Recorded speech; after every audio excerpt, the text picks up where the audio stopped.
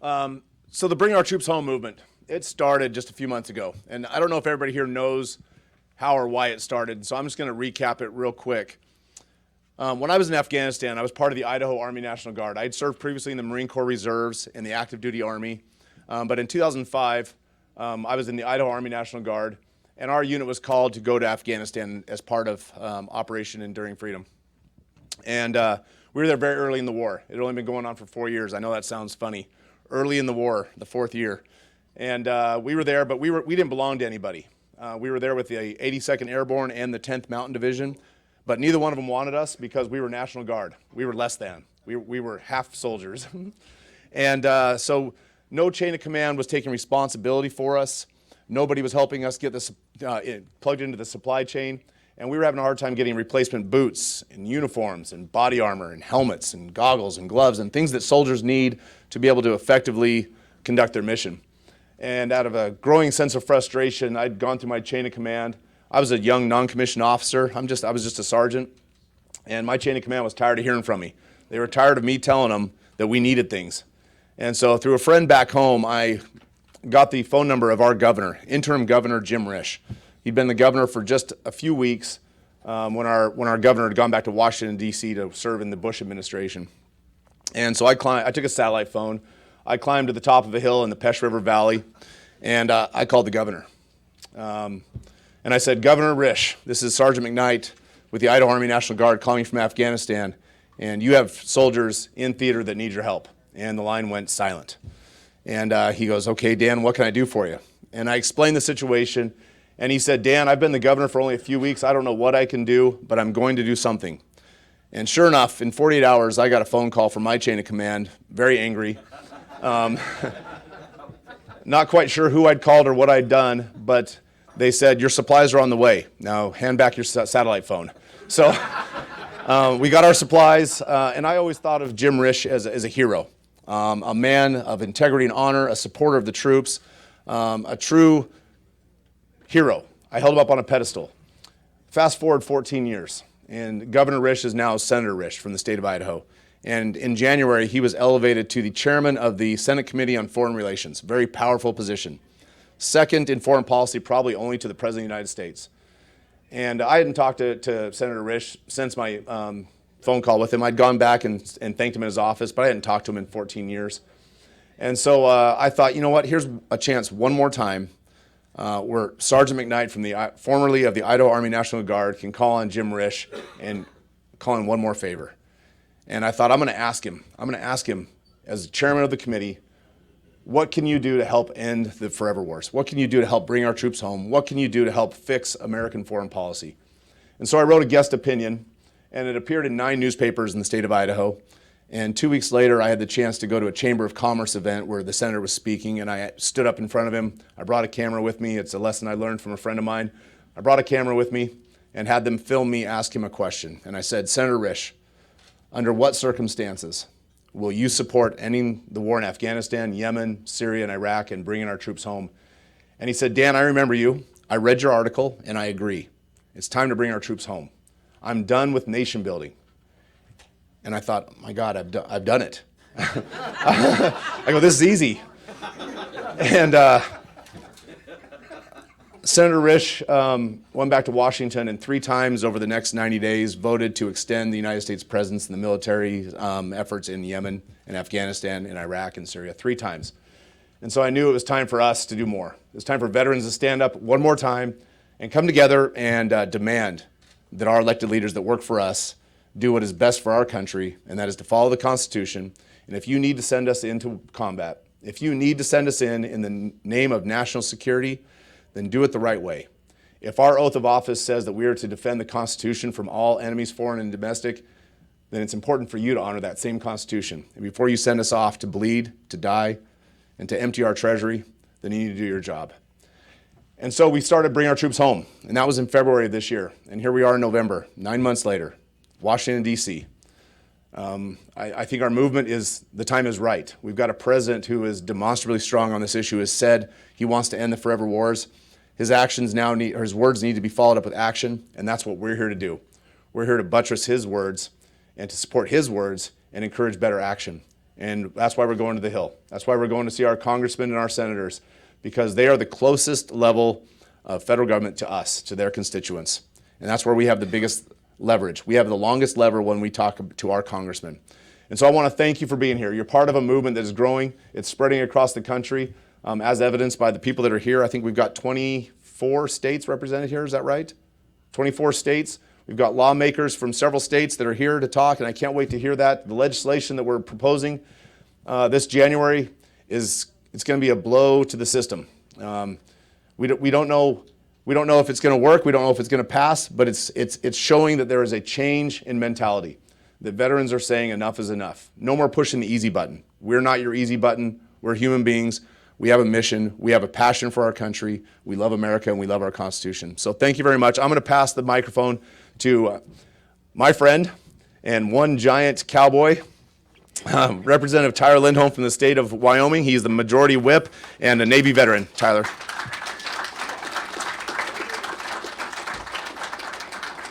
how tall I am. Yeah, that's not going to work. There we go. I think that's better. So everyone, thank you for coming out here. This is a big moment for all of us as veterans. It's something that I've talked to several of you about. We're not used to, as veterans, as those of us that came about in the military, we're not used to standing up on these issues, right? This is a little different. It's hard, right? It's hard to talk about these kind of situations. And so it kind of shows how important this is, that we're at a point, we're at this juncture in our nation's history where all of a sudden we've got a groundswell of veterans that are stepping up and starting to speak about how important this is. And the reason is simple. It's because we're losing our brothers and sisters. The ones that do come home are coming home as damaged goods. We're losing them. They're dying, right? We've lost more of our brothers and sisters, more veterans here in the United States than we have overseas to gunfire. And that is, that hurts, right? And I don't think a lot of these cats get that. You know, I speak in plain terms, so forgive me for not being very polished, but these guys don't get it over here. They don't. Today, for instance, I've got an appointment with my congressman, Representative Liz Cheney. And Representative Cheney, yeah, she loves me, yeah. We've made her famous over the last couple months in the papers. There's a little bit of a Twitter fight that shook out between her and Senator Paul over an op-ed that me and a fellow rep from Wyoming, Representative Jared Olson, who couldn't join us today, wrote about these endless wars, wrote about Representative Liz Cheney essentially being a neocon. And the reason why we say neocon, and the reason why we talk about these things and we use tough words, I'm not a, where's my buddies from YAL at? You guys know what I'm talking about. We talked about this last night. When we're talking about policy and we're advancing our goals, I'm not a big advocate for confrontational politics, to a point, right? There comes a time and a place where we do actually have to stand up and we have to use strong words, and that time is now. Because we've tried being nice about this shit, right? We've really tried to be nice and, you know, reach folks, but it hasn't worked. So that's why we're here. And so when we're talking about Representative Liz Cheney, we're talking about these folks that we're going to reach out to, and we're going to have these conversations. And when I say neocon, the reason I say those things is because neocons are neither new nor conservative, right? They're as old as hell, and it's evil as Babylon. And the reason I say that is they've been here forever, right? We had a conversation last night where we talked about we've been there for 18 years. And my buddy Diego brought up the fact that we've been there for 18 years, and yet Congress, 75% of them have changed hands. So if term limits worked, right, we wouldn't be in Afghanistan, right? So this is a continuation of a bad policy that will continue unless you stand up, unless you take this stance. So really, your appointments today, what you're doing for your country, for your fellow veterans, for those active duty service members that are out there right now, that, by the way, there's some folks serving right now that weren't even born when 9/11 happened. I don't know if, I mean, when I talk to folks about that back home, and I'm sure you guys talk to folks back home also, when you talk to them about that, that is a damning sentence, as it should be, right? As a lot of you know, I'm a state legislator. Wyoming will be the first state to pass the National Guard Act. Where's Pat at? Sorry, Pat, but we're doing it. It's a foot race. Oh, there you are, Pat. It's a foot race. I'm sorry, but you were right in front of me too, and I totally missed you. Yeah, right. Pat has been a champion for the last 5 years. This is his baby, and he has been an absolute superstar on this issue. And so we're going to help him out by Nathan Dahm running it, by Mark Roberts in Utah running it. Mark's not even paying attention. He's looking at his phone. Hey, Mark. So this groundswell of state legislatures coming forward, this is a very 10th Amendment action to it, which is good, right? That's the way things, the states are the true democracy, the true republic of the United States. So it's going to be great to see. Pat, we're going to make you proud. We're going to get her done. And then we're going to storm West Virginia to help you out in getting it done there, man. So with that, I'm going to sit down. Dan, there? You want to take back over? Yep. Thanks.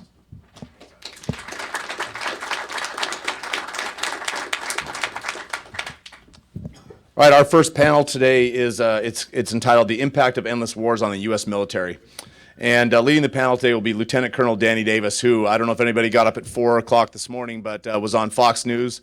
Had a great appearance there today. I'm sorry. Yep, that 4 a.m. right? Yep, I'm still in Mountain Standard Time, but 4 a.m. It was early. It was a good bit. Lieutenant Colonel Jim Lechner, retired U.S. Army, will be on, and then Major Dan Sjursen. Did I say it right? I did it. Close enough. All right. So if you guys, gentlemen, will come up here, and then Lieutenant Colonel Danny Davis is going to lead the panel.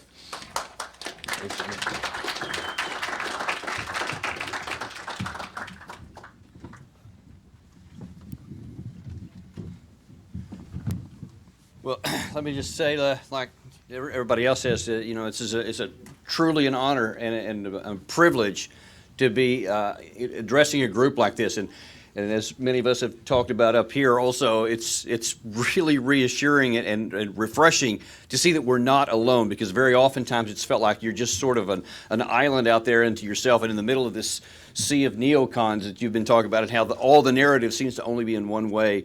And it's great to see a groundswell of other people coming alongside of us and all moving in the same direction for something good for the country. There's a lot of things that have been talked about last night, and several other people have been talking about why these wars are foolish and why we shouldn't be fighting them on the substance of it, on the foreign policy substance of it, on the military aspects of it, and all that. And obviously those are critically important things, and those are things I write about and talk about all the time. But there's another aspect which is also very important and is kind of under the radar that needs to be brought up into the light of day, because there's a more pernicious consequence of these forever wars that doesn't get talked about much, and that is the effect it has on our readiness. As I know a number of people involved in this group here, we're not like anti-military. I myself am a very strong pro-military in terms of strong national defense. I want the United States to have a strong national defense. As Dan mentioned a minute ago, if we're called, we want to be ready to respond to things that actually are for our defense. For the Constitution, it's for the defense of our country. It's the Department of Defense. So if anyone tries to attack us, that we want to have the ability to deter all attackers and to defeat anybody who attacks us. And the way you do that is you have a military that is well-funded, that is well-trained, and has the best people and the best personnel in it, and it's trained to the things that are the most likely and the biggest threats that we could face, so that you could deter them. We have spent so much time in the last number of years on things that are not related to that, and in fact absolutely deter away from that it's causing us to not be ready to fight the fights that we may need to. Not these wars of choice that we keep putting into, but on the wars that may one day potentially be foisted upon us. That's what we have to be ready for, and that has suffered. And so the panel that we have here today is going to talk about three separate aspects of it to really give you a good comprehensive understanding of how all this stuff works together. I'm going to talk about kind of some of the tactical aspects of it on the mechanics of how you actually conduct high-intensity warfare. Jim's going to talk about kind of the senior level and the strategic level of how, I don't know, brain drain, I'm not sure that's the right word, but the negative effect it's had on those and really how some of the people at that level are kind of responsible for some of the trouble we're in. And then Dan's going to talk about a different aspect on some of the more personnel issues, but you're going to get a comprehensive view of how this is something that, another reason just to give you more emphasis that you're on the right track here and this is desperately needed.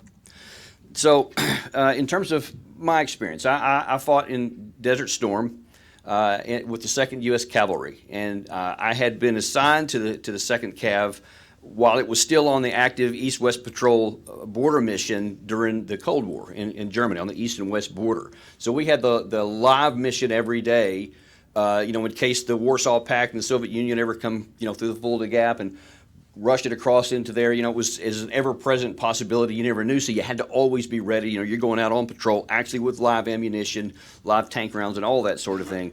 And ready for the hordes of Soviet tanks that may come across. So we always had this constant mentality. And so every time you go out to train, and we were training 200 and 250 days a year out in the field to be ready for anything. And, you're trained in all kinds of, the most likely course of action, something unusual. If you get caught on the side, you get a flank attack, so you know how to respond to almost anything. And you're just constantly, exposed to that so that your mentality is, I really am ready to handle anything. And so, if they throw something unexpected at us that we weren't even prepared for in training, you're mentally prepared to deal with some of that kind of thing.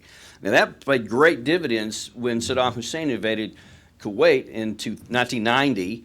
And then, President Bush sent us in there to get them out of Kuwait in 1991. And so we took all those things that we learned there and absolutely just wiped out the Iraqi military. Now, I'll be the first to tell you, they weren't anywhere near as good as what we were, and so it wasn't as big of an issue as it may have seemed, big a victory. But the fact that we knew for sure exactly, no matter what they did, how they responded, because they had tanks, they had artillery, they had plenty of infantrymen themselves, and so we knew, though, that no matter what happened, we would be ready to fight that. Now, I had gone through so many rounds of to Grafenwehr, if any guys know about the military in the Germany, to the training centers, where they actually replicate war, and certainly just regular training events. I'd done tons of them. That's almost all we ever did. So I was really good at that. Comes 2003, everything changes because now then all of a sudden we get turned into counterinsurgency. And, and then when it starts getting worse and worse in Iraq, almost all of this training that I just described to you is almost completely goes away. And for a number of years, there weren't any rotations at it's called the CMTC, the training center in Germany. And literally all the hills had grown back over with grass, and you couldn't even see there's been any evidence of it, like there had never been any out there. Well, around 2007, they decided, well, we're going to turn things back to where they're supposed to be. We're going to start saying, all right, well, the things in Iraq is kind of tailing down a little bit now, so we're going to turn back into, back to what are supposed to be our core mission, our ability to deter or, if necessary, fight and win nations' wars against peer or near-peer competitors, Russia, China, North Korea, something like that. And I was the number 2, second in command of an armored cavalry squadron, the first Div Cav for the 1st Armored Division in Germany.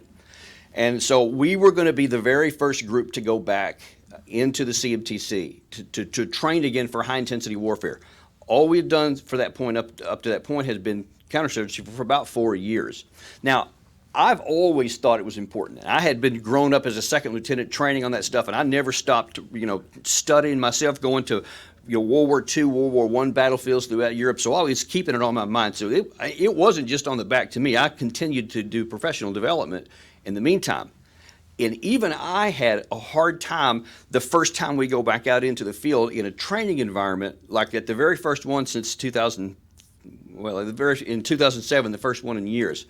And I mean, we made so many mistakes that it was hard for me to imagine that we could have lost so much institutional knowledge. And that was just in 4 years.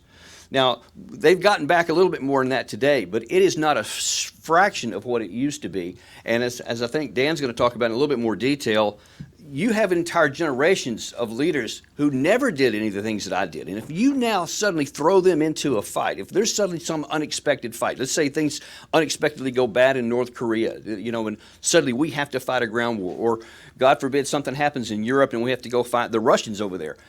The idea that we would just go in there and clean up, which is almost just expected, is probably not a good bet right now. That we would either win at a much higher cost than we would expect, or I contend it's not entirely impossible that we might not succeed on the tactical level. We might actually get beat because they are doing this kind of training and have been for a long time. So the loss of the focus and the ability to train has significant potential consequences for our national security. All of these wars of choice, all these things, whether it's Yemen, Syria, Iraq, Afghanistan, those things don't have anything to do with our national security. Something like that may have a great deal to do with our national security. And if we're not ready to take on that kind of stuff, then we may really find out just how much we've paid for these pointless wars that have been going on forever. And I pray that we don't get there. And with that, I'm going to pass it over to Jim. He's going to talk about from his perspective. Okay, thanks, Danny. Good morning, Jim Lechner. As Danny said, very honored to be here. It's always great to come to an event like this. You find a lot of like-minded people you connect with right away, and then you find you cross paths with guys you've served with a long time ago. Mike Samra and I were brand new lieutenants in the Army about 27 years ago at Fort Sill, and just ran across each other here a few minutes ago. So it's always a great experience. Just briefly about my background. Served as an enlisted soldier in the South Carolina National Guard Infantry, and then I was commissioned out of the Citadel as an artillery officer. Love the artillery, but I'm an infantryman, so I only spent a couple years there. I was in a Ranger Battalion, and my first combat deployment was with 3rd Ranger Battalion, Task Force Ranger in Somalia. We called that the first battle against al-Qaeda back in '93. And then a couple deployments, peacekeeping in the Sinai, special operations in Bosnia, capturing war criminals, which was, again, pretty broadening experience. And then, like everybody else after 9/11, 4 tours in Iraq, to include being in Ramadi, where we built the Awakening in 2006. And then I went to Afghanistan, and that's where I got to serve with General Bolduc. We put in some programs such as village stability operations that he kind of alluded to last night, and then retired and came right back to Afghanistan as the advisor to the commander in ISAF, as a counterinsurgency advisor. I did that for 3 or 4 years, and then joined the intelligence community over there until just about a year or so ago. So that's kind of my background, and I bring those perspectives and experience to this.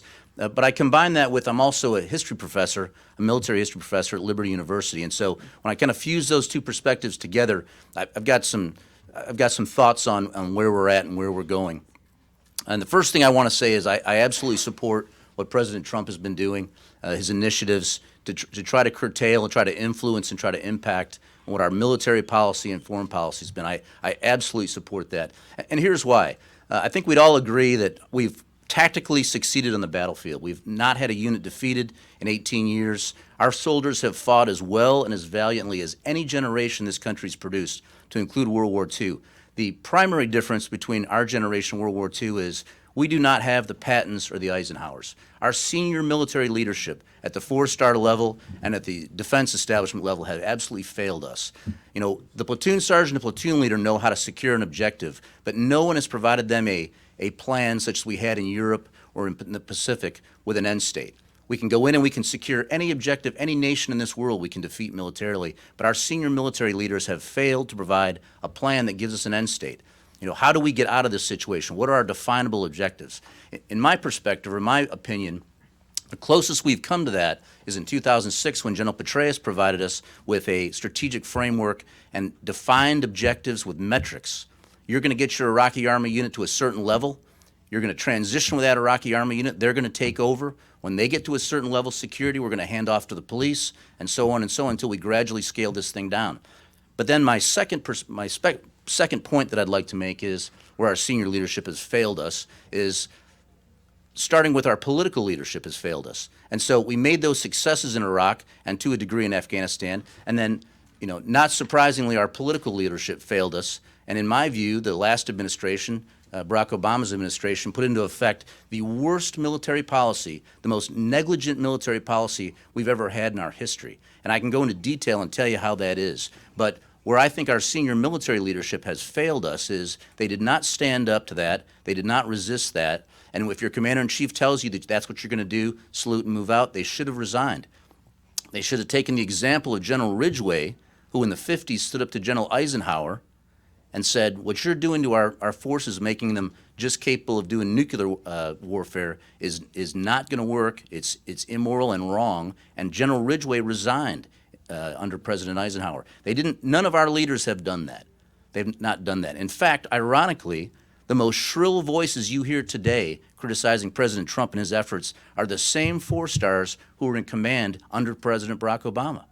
And we can name them all off. They're the same shrill ones that are complaining about the efforts, but yet they absolutely failed to provide us any kind of strategic framework or to stand up to the worst military policy we've ever put in place. So that's my perspectives today, and so I'd be happy to hear some more commentary. Well, thanks so much. Glad to be on a panel with two such esteemed lieutenant colonels.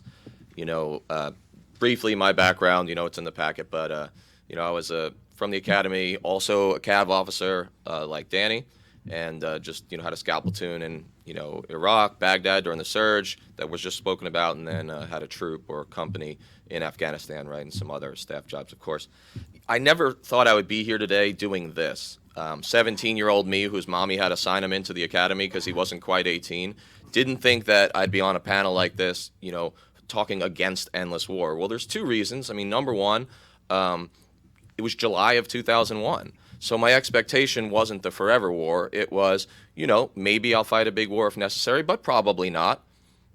I'll try to get stationed in Germany. I'll meet some nice woman, and maybe I'll go to Kosovo and take some cool pictures. I did not expect what was going to happen. Of course, 2 months later, the towers came down. Now, the second reason I didn't think I'd be here is because back in March of 2003, when I was a sophomore, right, so I still had a couple of years before I could get out into the force, the war kicks off in Iraq. Now, at the time, I was pretty gung-ho, just like all my fellow cadets and most sergeants and privates in the Army. And my biggest fear was I'd miss it. That the war would be so short, just like it was in 91, that I'm going to miss this war. I'm never going to get that wonderful combat patch. Well, I was naive, and I'm a little embarrassed of that kid. But after 18 years of this, and essentially doing this on and off, either training for or deploying for 18 years, I just decided enough. Enough. The senior leaders, political, and the generals, they're not giving us a plan. They're not giving us an end state. And, I could write a little, so it's my time to speak up. So my career is shorter, my rank is lower than the gentleman on this panel, and I'm talking about some pretty macro stuff, so there's a sense of, what is some major going to know about these strategic things? But, I come at it as a vet with experience, but also as an historian, and taught American history and military history at West Point, and then now I'm sort of a foreign policy columnist. So that's my resume. You take it or leave it. I may not measure up to it. What we have now is the all-volunteer force, and I'm going to talk mostly about personnel, okay, both policy, like HR stuff, and then also the effects on individual people, building on the general last night. The all-volunteer force, in a brief history, comes out during Nixon towards the tail end of the Vietnam War. There was massive protests against the war. Largely, they were anti-draft protests as much as they were anti-war protests. And there was also a lot of dissension in the ranks. There were, low-level mutinies of sorts. There was fragging. And there was a feeling, with the drugs being used and the gangs in the service, that the old force was falling apart. Now, we can argue whether that was true or not, but the reality is the all-volunteer force was meant to be smaller, leaner, more professional, right? And to some extent, that was achieved. But the plan wasn't for the all-volunteer force to be used for endless war. See, it wasn't built for that. It's not quite large enough. If you follow basic counterinsurgency doctrine, it would take several 100,000 people to, control Afghanistan, just going by the numbers. And so what they were supposed to do was fight for time in a major war, on the Fulda Gap, get some more of the divisions from the States over there. But the reality was it wasn't built for a forever war. The idea was we'd bring back either the draft or use the reserves and National Guard to fight a large war. That's not what's happened. Instead, we've had countless deployments for our soldiers. I believe the general said last night he had 10. I was trying to add up Colonel Lechner's, but it's probably close. And I have a ton of soldiers who've done 6 to 8 deployments, way more than me. It's hardest on the special operations community now, especially since sort of the Obama years. A lot of the fight has gone to the special operations community, but not only. So some of the special operators have more than 10 deployments. We've had 7,000 killed, 50,000 plus wounded within the force. That's a lot in a military that's significantly smaller than the Vietnam-era military, which was up above 1 million. This is a very brave generation, and a lot has been asked of it. And the question I keep coming back to is, what is the output, right? Risk-reward. Feels like it's a lot of risk and very little reward. You know, when I talk to my soldiers and I ask them, do you think we're going to win the war on terror? They will laugh at me, which is why I don't ask that question. And so that scares me. You know, we've got around 500,000 reported cases of PTSD and moral injury, and you name it, but that's just the reported numbers. I think that's compounded. I'm not a psychiatrist, but it feels to me that it's compounded by the perpetuity of the war, this whole idea of there being no victory in sight. Soldiers join the Army, right, to fight to win. And when you don't give them the opportunity to win, you don't give them a mission maybe that is even winnable, or at least a plan for it, then they're going to feel pretty upset. What did I just do with the last several years of my life? It manifests in a lot of ways. 22 veteran suicides a day. We've all heard it, but just count that up. I mean, count that number up. It is so many more than the deaths from snipers or IEDs. It shouldn't be that way. So as the general said last night, and it really resonated with me, we've gotten to a place where we treat our soldiers like machines or commodities to some extent. It's all about ready rates, just like it is with trucks. And I understand that because you do need to complete the mission. But what's happening in the process is, you know, we're loading them up with meds, we're calling them deployable, you know, and we're sending them out, right? And they're self-medicating on alcohol and drugs. We're punishing them for it. But we're contributing to that policy, right? Or our nation is, right? Our leaders. We're having recruiting troubles, not necessarily that we can't get enough people, but at certain pivot points we've had trouble, like during the surge. So we had stop loss, and then we started lowering some of the standards, and you know there were felons coming in, and a lot of them were really great soldiers, but it's a symptom. Then we started giving these, you know, blood money bonuses. And it's great, and I'm glad that there are bonuses for soldiers. But when that's required in order to get people to, you know, go fight these wars, there's a problem necessarily in the recruiting process. And also, I think because what we have is a military caste that's forming. So we have a civil-military divide. So your average soldier, your average service person is empirically the following things: is less wealthy, more rural, more southern or mountain western, and more likely, this is very important, to have family members, a legacy in the military. So what that means is the coasts, the cities, the major suburbs of Washington, D.C. aren't necessarily as, you know, represented in the military, and I think this causes a major civil-military divide. It's why you can walk down the street in hipster Brooklyn and really, really, really struggle to find another veteran to talk to, okay? Because there's just a misunderstanding, and that's not a knock at either side. It's just a reality. The reserve and the National Guard were supposed to be a strategic reserve or a high-level operational reserve. The all-volunteer force wasn't expecting to be so overstretched that the National Guard and the reserve, as we know, has become a go-to operational force, not a reserve, not a backstop. And so I really love this legislation going on in what's the race between West Virginia and Wyoming right now, fighting to see. But yeah, I like it. I like it. All right, so we've exhausted our force. We've exhausted our families. This war has taken on an inertia all of its own, but that inertia has drifted us away from the core missions that Danny was talking about. And I think that's really important. My generation of officers who graduated in like the 01 to 07 era arguably have gone through our entire careers where generally all we know is counterinsurgency and like advise and assist or whatever the new buzzword is. And you know, I was a scout platoon leader who didn't do a lot of scouting, and I was a cav, you know, troop commander who didn't do a lot of reconnaissance. I mean, except at some of the low levels in Afghanistan. But you know, we weren't doing our missions, and so that institutional knowledge has been lost. That's been covered a lot. Personally, and I think it is important to get personal, and I really respected what the general had to say last night, not because the story's about the speaker, but because probably a lot of people in the audience and are out in Congress need to hear these stories and connect with them. You know, I like to say I went from tough guy to out of control to vulnerable.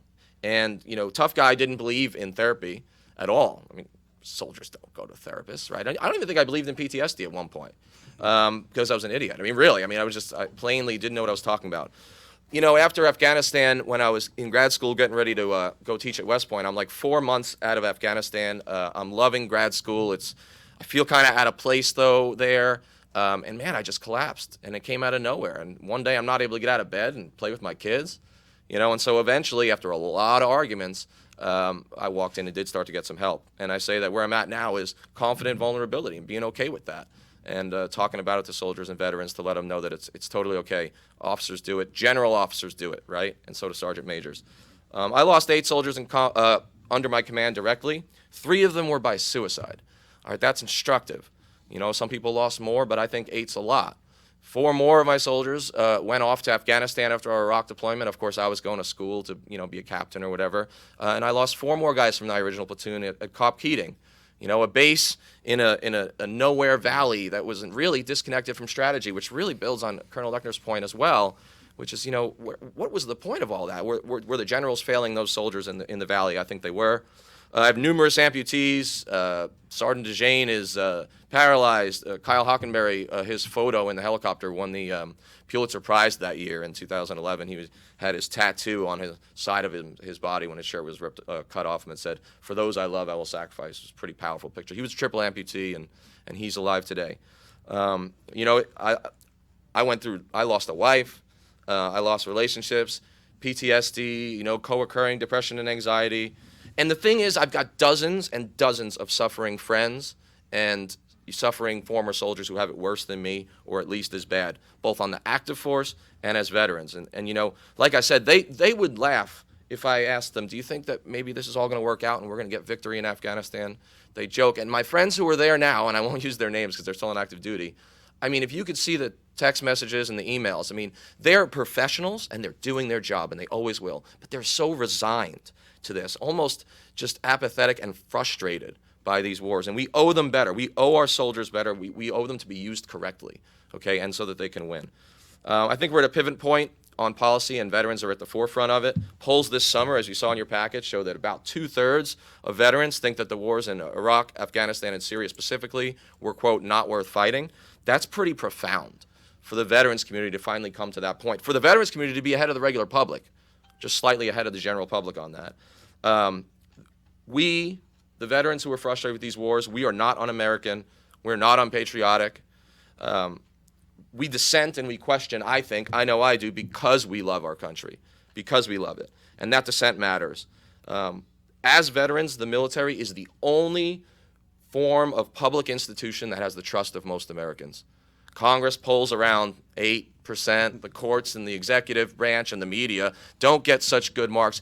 For decades and decades, number one most trusted, the military. Now that's interesting. I'm glad about that, but it's more than them thanking us for our service. That gives us a specific platform and some power.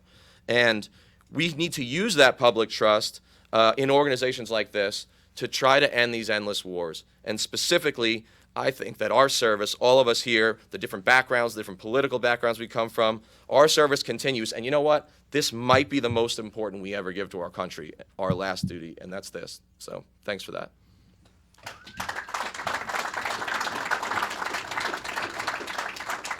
So you see quite a range of things over there, and I'm sure we could probably just keep going on for another hour, but I know we've got some other things that have to be done up here. But I just would like to reiterate the last thing that Dan said there. You have some power. Being a veteran gives you a platform that almost nobody else has, and so many people need to hear it, and they just don't understand it. Use that. Thanks, Dan. Thank you very much, gentlemen. That was a fantastic panel. Thanks for participating.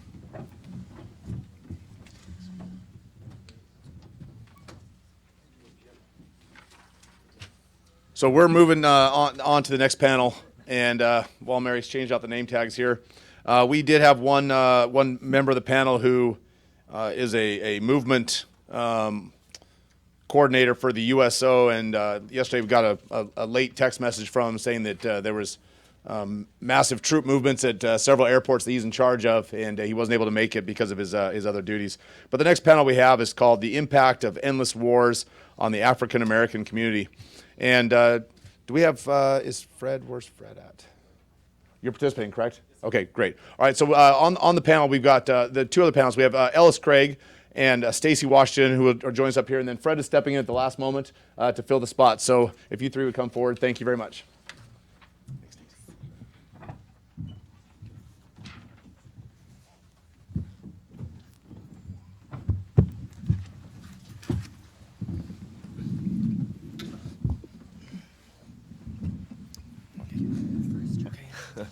Hello, everybody. My name is Fernando Martinez, and I am filling for Mario Fields. I had the pleasure and the honor of serving with him in about 2009, and he is an exceptional man, and I hope to do him proud. Sorry, I need a minute. Okay, so a little bit about me. I am the only son of my family. I have 5 sisters. Both my parents were immigrants.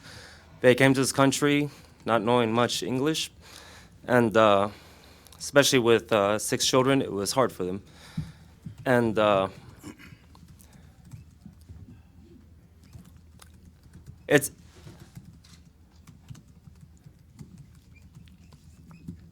feel like, okay, so I did some homework last night.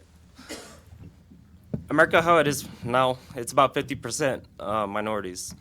But military-wise, it's about 40% minorities. I feel like that the minority groups are pulling their weight as far as serving, and I feel like that minority veterans are not heard and sometimes underappreciated, and it's unfair to send the men and women of those minority groups, the ones that want to stand and do something for this world, and then you send them off to war, bring them back, you don't take care of them. How are those men and women who stood up for something that they believe in to come back not as a whole person and try to help their communities? And so I went to Afghanistan in 2009, and for me it feels like I'm still in the war, kind of. So I'm glad to be here, and that is it for me. My name's Stacey Washington, and I'm a 4th-generation military veteran, and I'm married to a veteran. My husband and I both served on active duty, and I'm not a combat veteran, but during my first memory of what we were doing in Afghanistan in the Middle East was my senior year in high school when our president at the time declared war, and we went in to take out Saddam Hussein, and it was that war that it was over before it started. But I remember people in my father's Army unit coming back, and I remember what they looked like before. When they came back, they had skin ailments, and a lot of them were really kind of jacked up from being on the ground in Iraq. And so it was a really sobering picture of what war really was. And then after that, I went to college for a couple years, dropped out, stayed home, and I think my parents were in Wiesbaden at that time, and then joined the Air Force myself. And my time in the Middle East was spent on one TDY where we went over for Desert Storm. It was actually supporting Desert Shield. So we would go over and, they would lock their surface-to-air missiles onto our pilots, and I'd be sitting on the flight line in our little trailer and hearing them chatter back and forth about how they'd been locked onto, and then nothing would happen. And so I was over there for about 94 days, came back to the U.S., and then the rotation after me, they were staying in Khobar Towers as I was, and the Khobar Towers blew up, and the guy who lived across the hall from me was killed, and so he didn't come back. And I remember thinking at the time, what did he die for? And so I separated after that because my husband left the military, came up to Scott Air Force Base and worked for OSI as an independent contractor, and I kind of stepped away from that life because in St. Louis, it's not a military community. Belleville is a military community. It's just a few minutes away from downtown St. Louis, but in St. Louis, we don't have a huge veteran population in the city, and what we do have in the state is about 500,000 veterans out of 5 million people. So I got into civilian life and got a little removed from just how long we'd been in Afghanistan. So that brought me to, but really this year, where I started to listen to the president talk about pulling troops out. And I started to see all the usual suspects raising their voices saying, we can't do that. Under no circumstances can we do that. In my work as a radio host, I interview a lot of people who they work at think tanks, the Heritage Foundation, they're professors at universities, and they talk about foreign policy, and they know the Middle East inside and out. And I've never had a person on my show who has said there's a way for us to win in the Middle East. They always say, we can't leave, but we also can't win. So I kind of refuse to accept that. I don't believe in the Kobayashi Maru, where there's an unwinnable situation. I think in every situation, the U.S. military can win. But I also think we should know where the winning is to be had. And so for me, this all kind of came together. A week or so ago, the president was commenting on what happened down in Mexico. So you have these Americans, they're dual citizenship, they're living down in Mexico, and they get caught in some gang drug cartel crossfire, and a whole lot of their family is simply gunned down and killed. So President Trump, true to form, he comes out and publicly says he'll send the U.S. military down there to crush the drug cartels. And in that moment, I thought, yes, bring our troops back over here, bring our money back, and spend our money in our hemisphere. If you want a nation build, what better area of the world to do it than where it actually impacts Americans? Making our southern hemisphere actually livable and safer for the multiple millions of people who live there, who are currently running this way because they can't live in their countries. They find their countries unlivable. And so I was looking around last night and preparing for here over the past few days, and I realized out of 17 years in Afghanistan, our government controls less than 60% of all the land. Less than 60% of the land over there. We've been there for 17 years, and we've spent, let me look here and make sure I'm not lying to you, over $7 trillion. $7 trillion. So let's say we just left $2 trillion over there and spent $5 trillion in our hemisphere. Let's say instead of the numbers that were just quoted by the esteemed former panel, all of those bodies that we've left over there, we're in an area where we're nation building in a part of the world where our troops aren't being killed and the results are demonstrable. Now, let's face it, we're not at war with Honduras or El Salvador. We're not at war there. But we are at war with drug cartels operating there, and the idea that we don't declare them terrorist organizations so that we can use our U.S. military against them is utterly ridiculous. So I know we're here to talk about bringing our troops home, not starting new wars. But the point I'm making is that without congressional authorizations, we're actually wasting not just U.S. taxpayer dollars, of which I'm that's a no-no at my house, wasting money. And it's a no-no for me as an American citizen and fourth-generation military veteran for us to waste taxpayer dollars overseas. But the biggest problem that I have with all of this is the cost to our humanity. When I hear the gentleman on the former panel talking about what they've been through and how our military is less ready, that's one thing growing up. My parents, I always knew it. I read the Stars and Stripes every day. I knew all of the history and political goings on in the globe because I would read the Stars and Stripes every day. And I knew then that our military was tip-top, second to none, and that when I would see my father's troops, because he was a military policeman, enlisted. I was enlisted. My husband was enlisted. I'm a generation of enlisted people. I knew that we were tip top at what we did, that our fighting force was second to none because it was volunteer and because we had definable missions and strategic objectives and that we accomplished them. That is no longer the case. So I echo the comments. I would never imagine myself sitting around talking about bringing troops home. My favorite little slogan for the Middle East was one more thing and we'll turn it to a sheet of glass. But we're not doing that. We're never dropping nukes on the Middle East, and we're never winning there. So the question is, when do we as a people decide that we're going to go outside of what the norms dictate for us and say to legislators that don't go to D.C. and do what they promised, which is bringing our troops home, that they won't go back again? And I have to say that I find it just laughable. I want to read you a quote. I think that everybody who keeps saying, no, no, no, we can't do that in the defense establishment must be made to explain what winning in those wars looks like and what the metrics are. We are now 17 years in Afghanistan, and the government controls less than 60% of the land.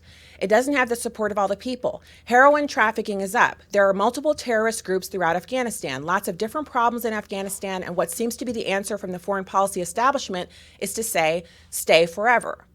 It's a great quote, isn't it? You might be wondering, who said that wonderful jumble of words? That's Elizabeth Warren talking to Rachel Maddow on television right before she said, but I don't support President Trump bringing our troops back from Syria. That's what she said right before she said the president isn't right. So if we can't bring 200 troops home from Syria, How in the ham sandwich are we going to bring home thousands of troops from all over the Middle East so we can have them do something that actually has an objective that they can win? Probably never. So the biggest thing I think we have to do is acknowledge that whether or not you like President Trump, and for the record, I do, I think he's right when he says we need to bring our troops home. So here's another quote for you. I want to get out. I want to bring our troops back home. I want to start rebuilding our nation. We will have, as of 3 months ago, spent over $7 trillion over the last 17 years. We get nothing out of it. We have nothing but death and destruction. It's horrible. Sometimes it's time to come back home. That's President Donald J. Trump just a few months ago talking about our troops. And when I say our troops, a lot of times I think we get lost in the discussion. We call them our troops, but these are human beings with families. And these are people who are suffering when they get back to the United States. And out of them, the Black community, which comprises about 10% of our veterans, comprises 45% of our homeless veterans. And we're talking about people who you go over there, you serve, you come back, and you get a lot of respect in certain communities, but in other communities, you get hit really hard.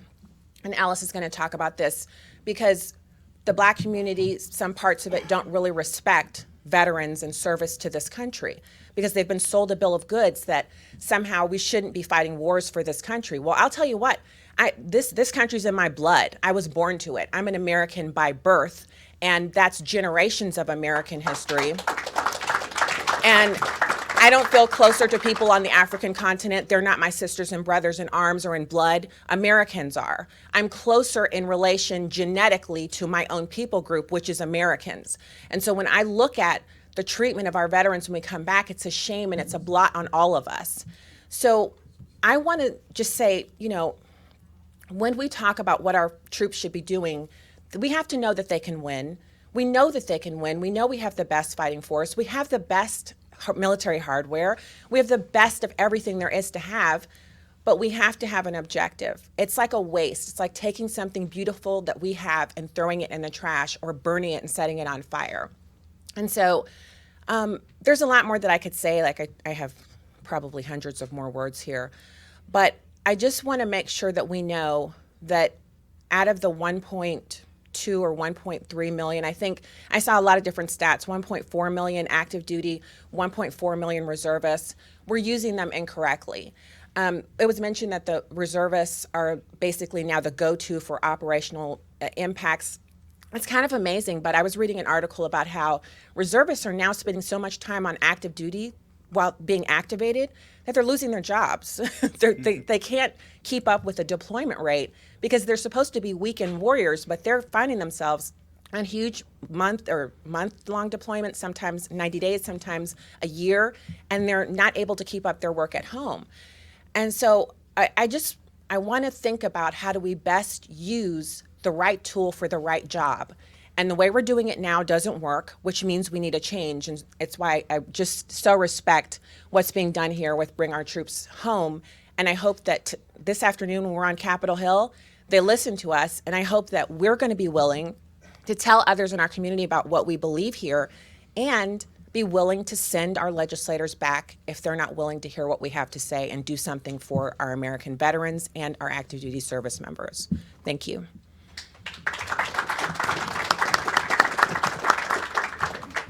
Good morning, folks. Ellis Craig here. A little bit about myself. So I'm a former Marine, Camp Lejeune, North Carolina. All right, hoorah, simplified, sir. Yep, and so I'm in high school, and I'm playing football, and I said to my coach, I said, hey, I'm the best you got. I'm going to Penn State. I'm going to win a Heisman Trophy. Right? And guess what he tells me? He said, you got a bad attitude, young man. You're not starting this game on Saturday. Oh, I was pissed off. Right, and so before you know it, I received no letters to go play Division I football, right? And I found myself sitting at home, and I said, hey, Mom and Dad, I got to do something. And Dad says, you sure do. And so I found myself in boot camp, 1988, Parris Island, South Carolina. All right. And so a great experience. I'm glad I did that. And then I found myself in Desert Storm with 2nd Marine Division. We punched through a couple minefields. Out of that, I just did my job, Navy achievement with valor. I say that, and I'll tell you why later. And then I come home and back to Camp Lejeune, and my mom kind of got sick, so I said, hey, I'm going to transition out and spend some time with my mom.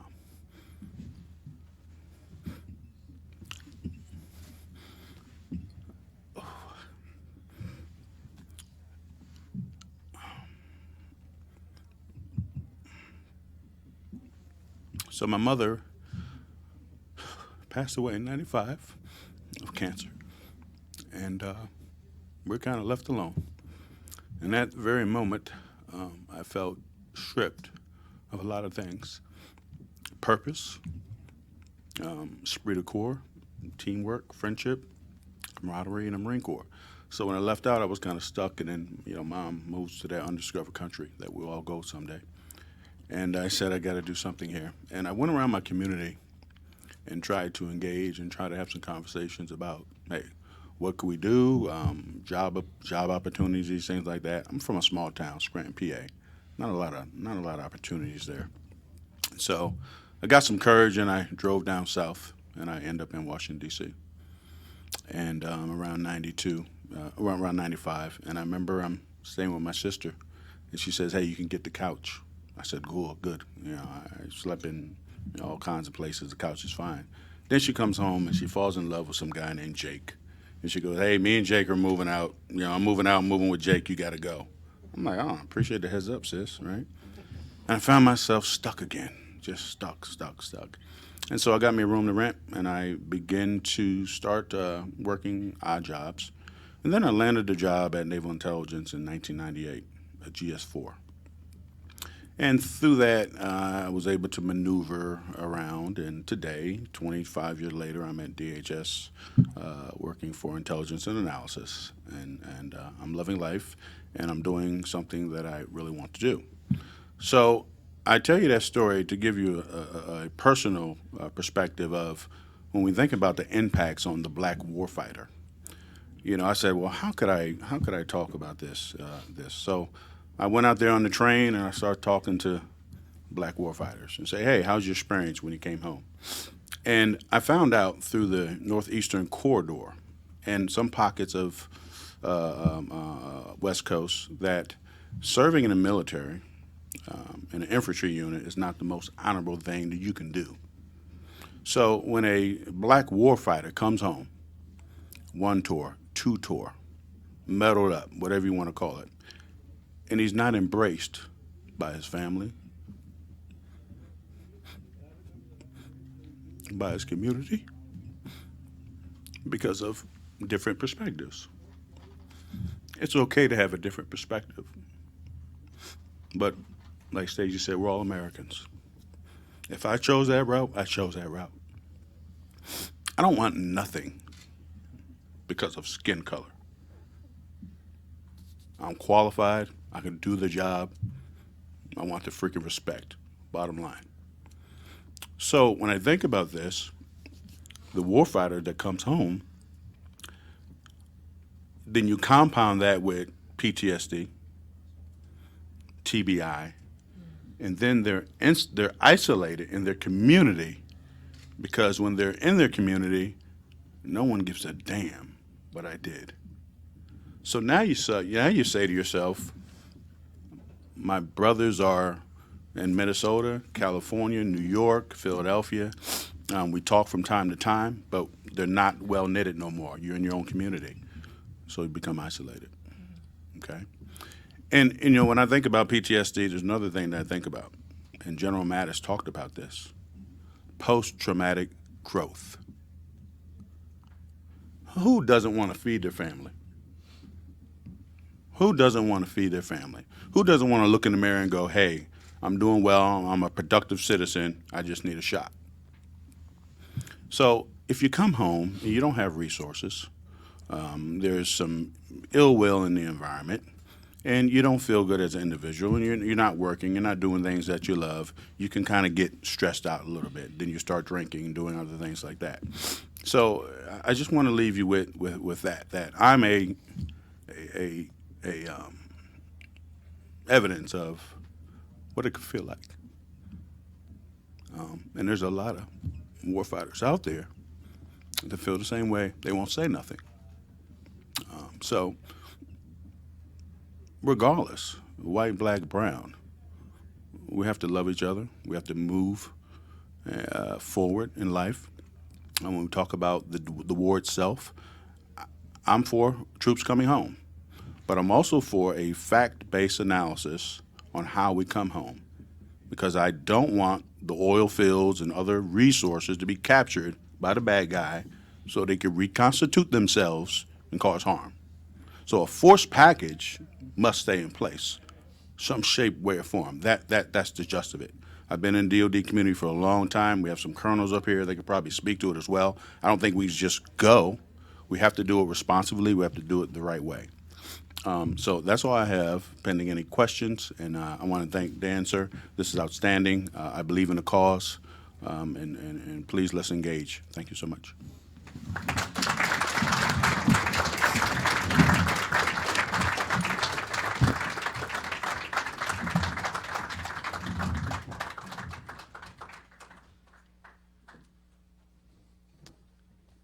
Thank you for the panel. That was fantastic, and I think it's important that we all recognize that although our brothers and sisters are spread out all around the country, we are part of a tight-knit community, and I think that we all have learned that when you reconnect with those brothers and sisters you haven't seen in a while, you can pick right back up where you left off. It was like you were with them yesterday. So I appreciate your comments.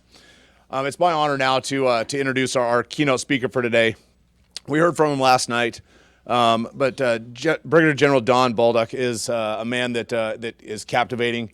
His words, I think, struck the heart of everybody that was in that room last night. And tonight he's going to expand on what he talked about. And I've heard a portion of what he's going to talk about today, and I promise you it's well worth your time being here. And so it's my honor and privilege to introduce Brigadier General Don Bolduc.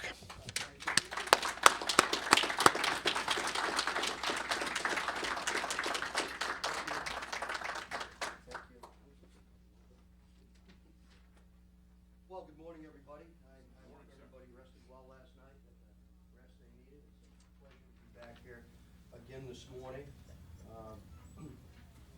If I could just, listening to the previous speakers, one, thank them very much for sharing their knowledge and sharing their personal experiences, putting yourself out there. Sir, could you use the microphone? Oh, geez. I gotta use the microphone? How about this? Gives me a little latitude, right? Okay, all right. All right, okay. So, if I could just say to the previous panels of speakers, I want to thank them very much for sharing their knowledge and their expertise. On the first panel, one of the things that I thought was most powerful was you didn't have a bunch of general officers sitting up here, right, talking and delivering their knowledge. You didn't have a bunch of senior civilians up here delivering their knowledge, right? You had lieutenant colonels, and you had majors, and you had folks that, in my opinion, really understand more than anybody the essence of the last 18 years, whether it's in Afghanistan, Syria, Iraq, Africa. It doesn't really much matter. Those voices are hugely powerful, and that's who we need to hear from, because those folks are the ones that had to take the whatever the policy was, whatever the strategy was, whatever the operational approach was at the time, and turn that into tactical successes. And even if those tactical successes were not tied to a strategic outcome, which they should be, we all know that, but even if they weren't, they still did their job. And they did it honorably, and they did it very, very well. And so I think it's hugely powerful to hear their perspective, because they're the doers, right? They're the ones that got to figure this all out when it comes down, right? And to share your personal story as well as a professional opinion and put yourself out there is a hugely hard thing to do. It's very difficult because you're going to be judged, right? Some people will judge you fairly, some people will judge you unfairly, and then there's everybody else in between, right? But those are the things that we need to hear. And those are the things that are most powerful. And I want to thank you very much for doing that, because it will make a difference over time. We have told generations of our warriors, dating back, I'll just go back to World War I, that when you come home, you put your duffel bag in the corner and you stuff down all your emotions and you don't talk about it. You don't say a word. You get your job and you go about your business and you buy your home and you mow your lawn and you shut up. You don't talk about it, right? And that's so damaging for our World War I, our World War II, Korea and Vietnam veterans. It is still damaging to this day. And then Congress decides to pass legislation to support our 9/11 warriors for post-traumatic stress and caregiver things, and they exclude the other generations. That has changed. And I'm not sure everybody's aware about it, but it's all tied to bringing our troops home. And I believe exactly what you said. But there has to be a plan for transition, right? You just can't up and do it, right? You got to have a plan for transition. And we still need to be engaged, and that engagement needs to be a comprehensive plan. But the thing that we really need to remain cognizant of as we think about how we're going to do this and how this is going to impact our country is another thing that's hugely important.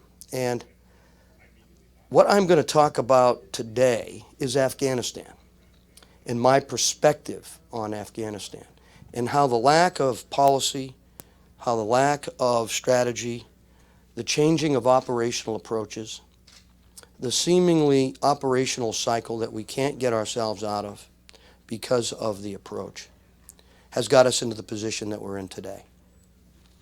And it's unfortunate, very, very unfortunate.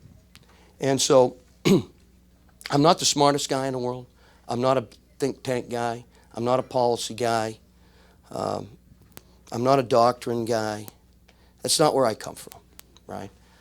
I use my experiences, and I use my independent thinking, and I use the gifts that God gave me to be able to assess a situation and figure out what doesn't make sense and what does make sense. Most importantly, to be able to speak out against that, even inside an establishment that doesn't want to hear it, right? We can't just blame our political leaders. We have senior military leaders that are at fault, and we have to understand this. And I'm not going to name names today because I don't think that's appropriate, but you can take the time frame that I'm talking about and you can associate that to names of senior leaders, right?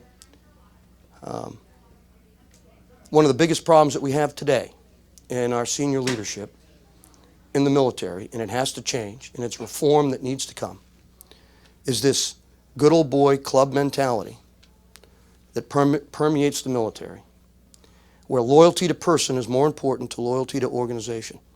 It is the exact opposite of the George Catlett Marshall model, where if you weren't loyal to the organization, you weren't loyal to the people in that organization, to your nation first, and doing the right thing, regardless of the consequences it may have on you personally, then you're getting it wrong. And you're not going to be around very long under the Marshall idea of leadership. We flipped that, and it is now loyalty to a person. And then it's a loyalty to the person down to that subordinate. You become part of that club, and that's how you move forward. And that's why we have the disconnect that we have today between our senior leadership and our subordinates. I lived it. I saw it. When I got promoted to general, I got a note from many people saying, "Welcome to the club." I didn't even know what they were talking about because no one had briefed me on this club. And I had peers that told me, if you want to get promoted, you have to be in the club and you have to get a mentor. And that mentor has to be someone who is seen as a rising star. And I'm like, really? Is that how it all works? Well, I wasn't comfortable doing that, and I didn't do it, right? But that's the problem that we have right now. We have a leadership problem, and we need to fix it. And we have a leadership problem in the U.S. Congress, and we have a leadership problem in the U.S. military. And it was noted how respected the U.S. military is, right? We don't want to lose that. And so we need to stand up now in order to preserve it. And that's why veteran voices, you are within 1 degree of separation of how service members are thinking. You are probably within 8 to 7 degrees of separation on how the leadership is thinking, right? And we have to reconcile that, all right? It's the problem that I had, reconciling that, right? Seeing what works and then giving up on it too soon and going back to things that don't work, all right? And it's hugely powerful. Listening to the people on the ground, right? Because they know better, they're there. Not believing that you're the smartest person in the room, right? Leaders don't have to be the smartest person in the room. They only have to be the most understanding person in the room, right? And you use your experience and your intuition to guide you, right? But you have to listen first. And you can learn from everybody, right? I learned a lot of things today just sitting down listening to the panel members, right? Jim Lechner and I served together in Afghanistan. He was in my higher headquarters, right? So I know him very well. And we exercised and initiated a concept that worked very well, but it was prematurely ended, and we have the situation in Afghanistan we have today. But I'll get to that. 2001 to 2002. October, we get orders going to Uzbekistan. Small team, going to go down into southern Afghanistan, link up with Hamid Karzai, and do the southern campaign. Simultaneous to that was the Mazar Sharif, Kunduz, Kabul, and Herat. Those areas, right? Small special ops teams, special forces with our CIA counterparts going in and working, right? Indigenous, they're going to do the fighting through, with, and by. Great concept, worked very, very well. In southern Afghanistan, we started with less than 25 folks in Tarin Kowt, Afghanistan, which is in the Uruzgan province.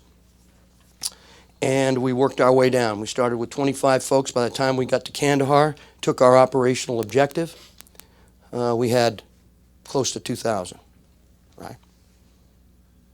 What we had to get used to there was this idea called switching sides, right?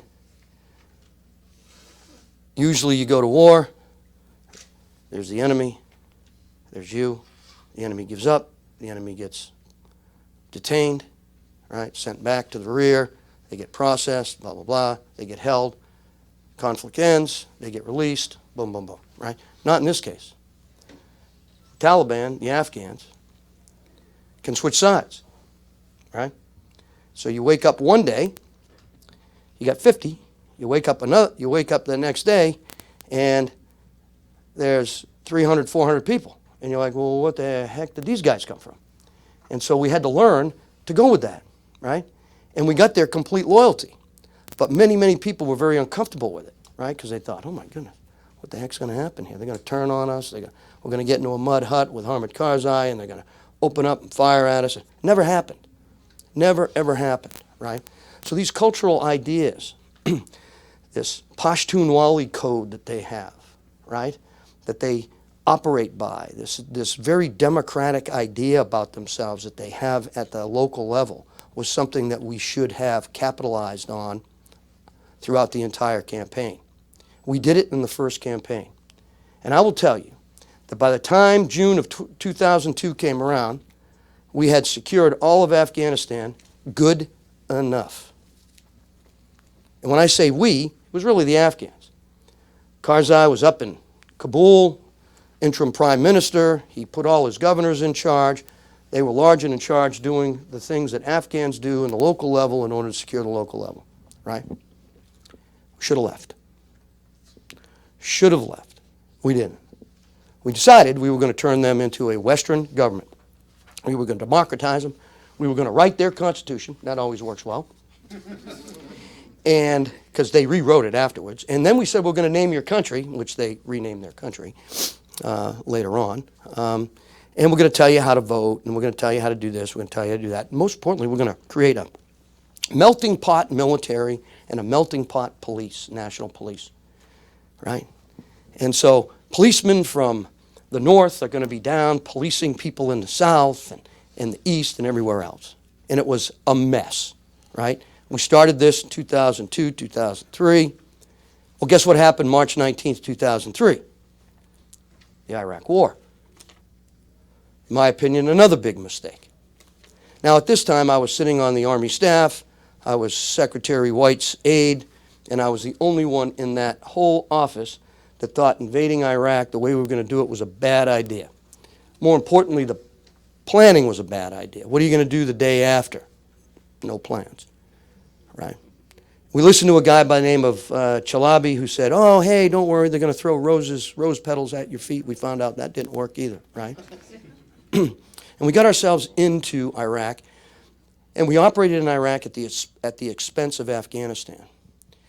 And I was, after my assignment with the Secretary of the Army, before I took battalion command in 2005, I was sent over to the Assistant Secretary of Defense for Special Operations and Low-Intensity Conflict to work as an action officer over there to get my joint credentials, right? My joint qualification prior to going into command. It was a requirement. And I learned a lot. And I worked for this Undersecretary of Policy called Doug Feith. And I got a tasking to write a letter, a memo, saying, did the invasion in Iraq detract from what we should be doing and need to be doing in Afghanistan?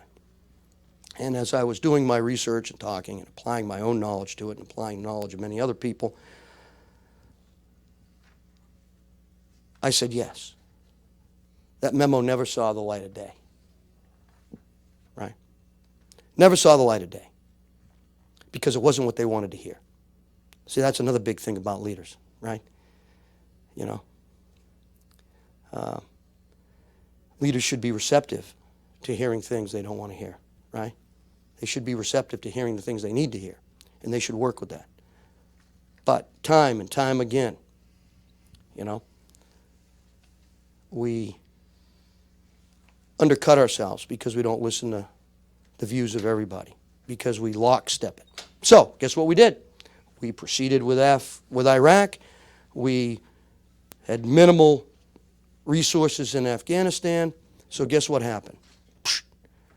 2003 to 5, the insurgency re-emerges in southern Afghanistan in Panjwai district and threatens the security of the entire South. But we couldn't talk about it. We couldn't talk about it because we were in the middle of transitioning this whole mission to NATO. And we were telling NATO that it was not an insurgency, it was a peacekeeping mission. So come on in, NATO. Well, the first commander, Major General David Fraser, who's a very capable Canadian Special Operations officer, which I knew very well, I came in to be his battalion commander down there with my Task Force 31, Operation Medusa, Operation Bazooka, which I talked to you about yesterday. Thousands of Taliban in the valley of Panjwai. They took over schools and turned them into IED making factories, right? They were subjugating the entire populace out there.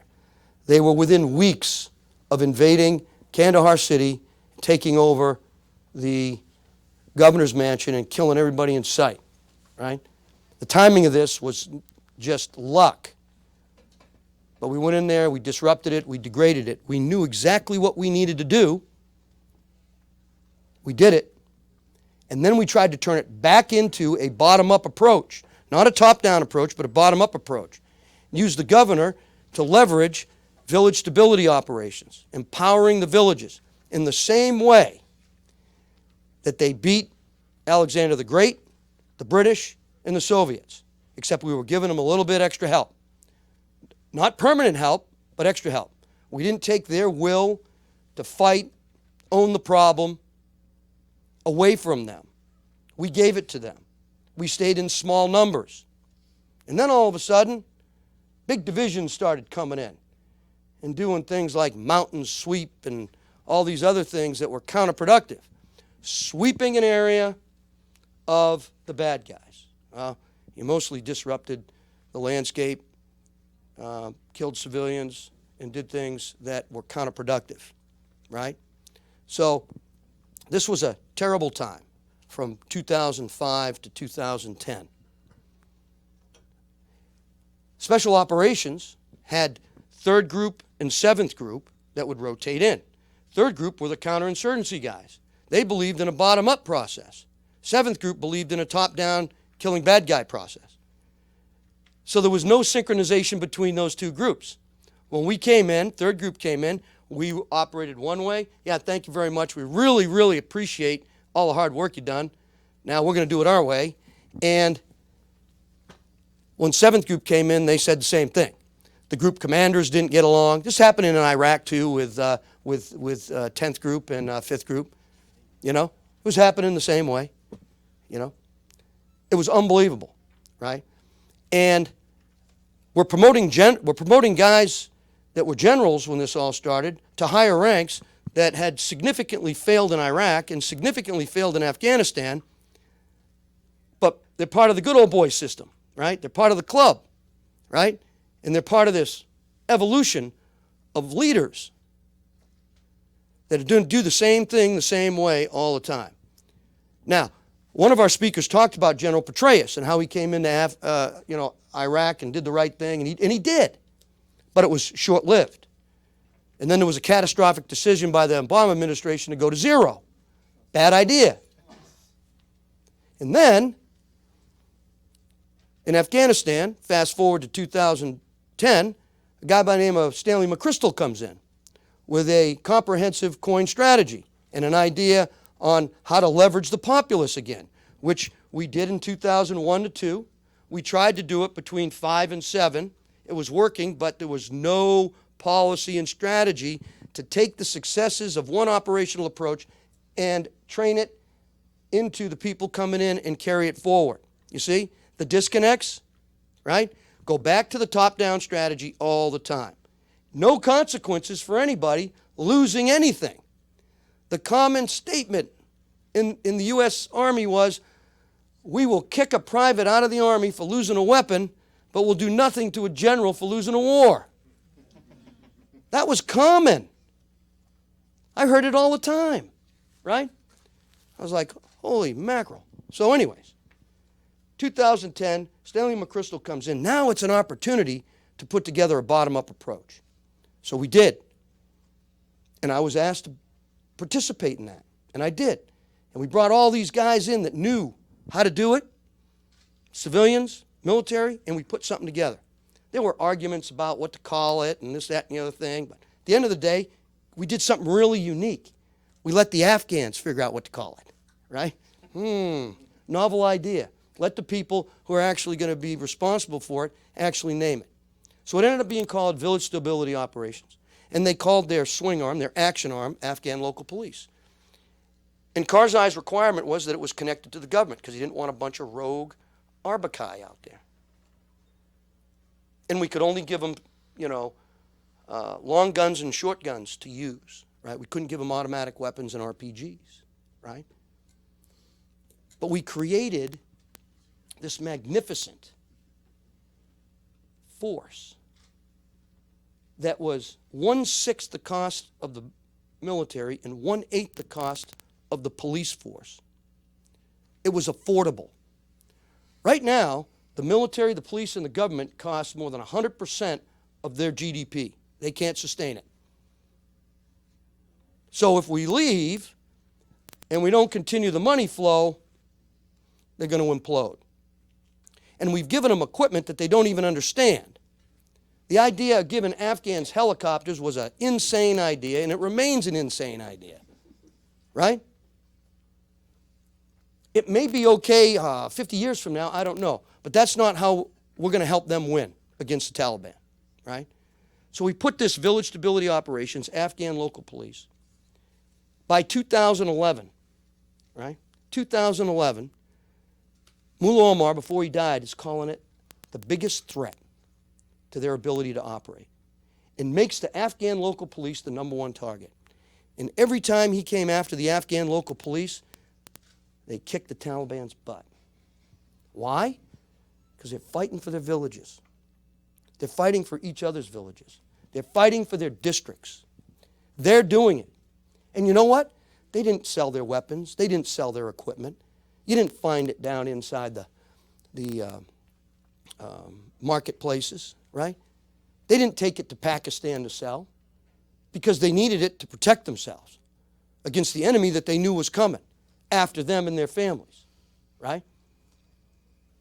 Afghan local police, Arbakai, Pashtunwali code, things they understand. And guess who picked them? The tribal elders and the village elders. So they were picked and vetted by them. You know, were there mistakes? Sure.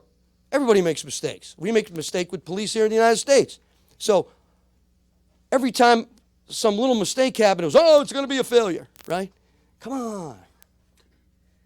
That's not the standard, right? So by the middle of 2013, 80% of Afghanistan belonged to the Afghan government. Village stability operation, Afghan local police. And it cost very little, right? Because of the 1 hour golden rule, we had to have a lot of helicopters to get our guys out. That was an imposed policy from above, right? 1 hour, golden hour. 1 hour to get a wounded guy out, right? Requires lift in that environment. That requires a lot of resources. That requires a big footprint. That requires a lot of things. So in 2014, middle of 2013, beginning of 2014, when President Obama says, I want out of Afghanistan, just like I got out of Iraq. But what happened during that time frame? Iraq imploded, right? So then it was like, well, let's hesitate. Let's only do a little bit of withdrawal. So what are we going to do? We're going to take the mission that the Afghans are successful with. We're going to take the mission that the Taliban has said is the most effective, and we're going to get rid of it. You know what I mean? We're going to get rid of it. And we're going to go to a top-down counterterrorism strategy, and we're going to invest in the police and the military, which was not being effective in the first place and is not effective today. And as far as I know, without our help, significant help, they can't win a battle against the Taliban. But the Afghan local police was kicking their butt, right? So we get rid of that mission in 14. I said, that's a bad idea. And so I got sent to Africa, right? If they don't want you around, they just get rid of you, right? That's fine. One of their most experienced general officers in Afghanistan, not that I was the smartest guy, but the one that would listen to the guys on the ground, in charge of the most effective program, gets sent to Africa. That was fine. I did 4 years in Africa, and I learned a lot, and it was great. Now I teach a course on Africa in New England College, so it's great, right? So I've turned that into a positive. But bottom line is, we changed strategy. In 2010, we had the highest casualties in Afghanistan, right?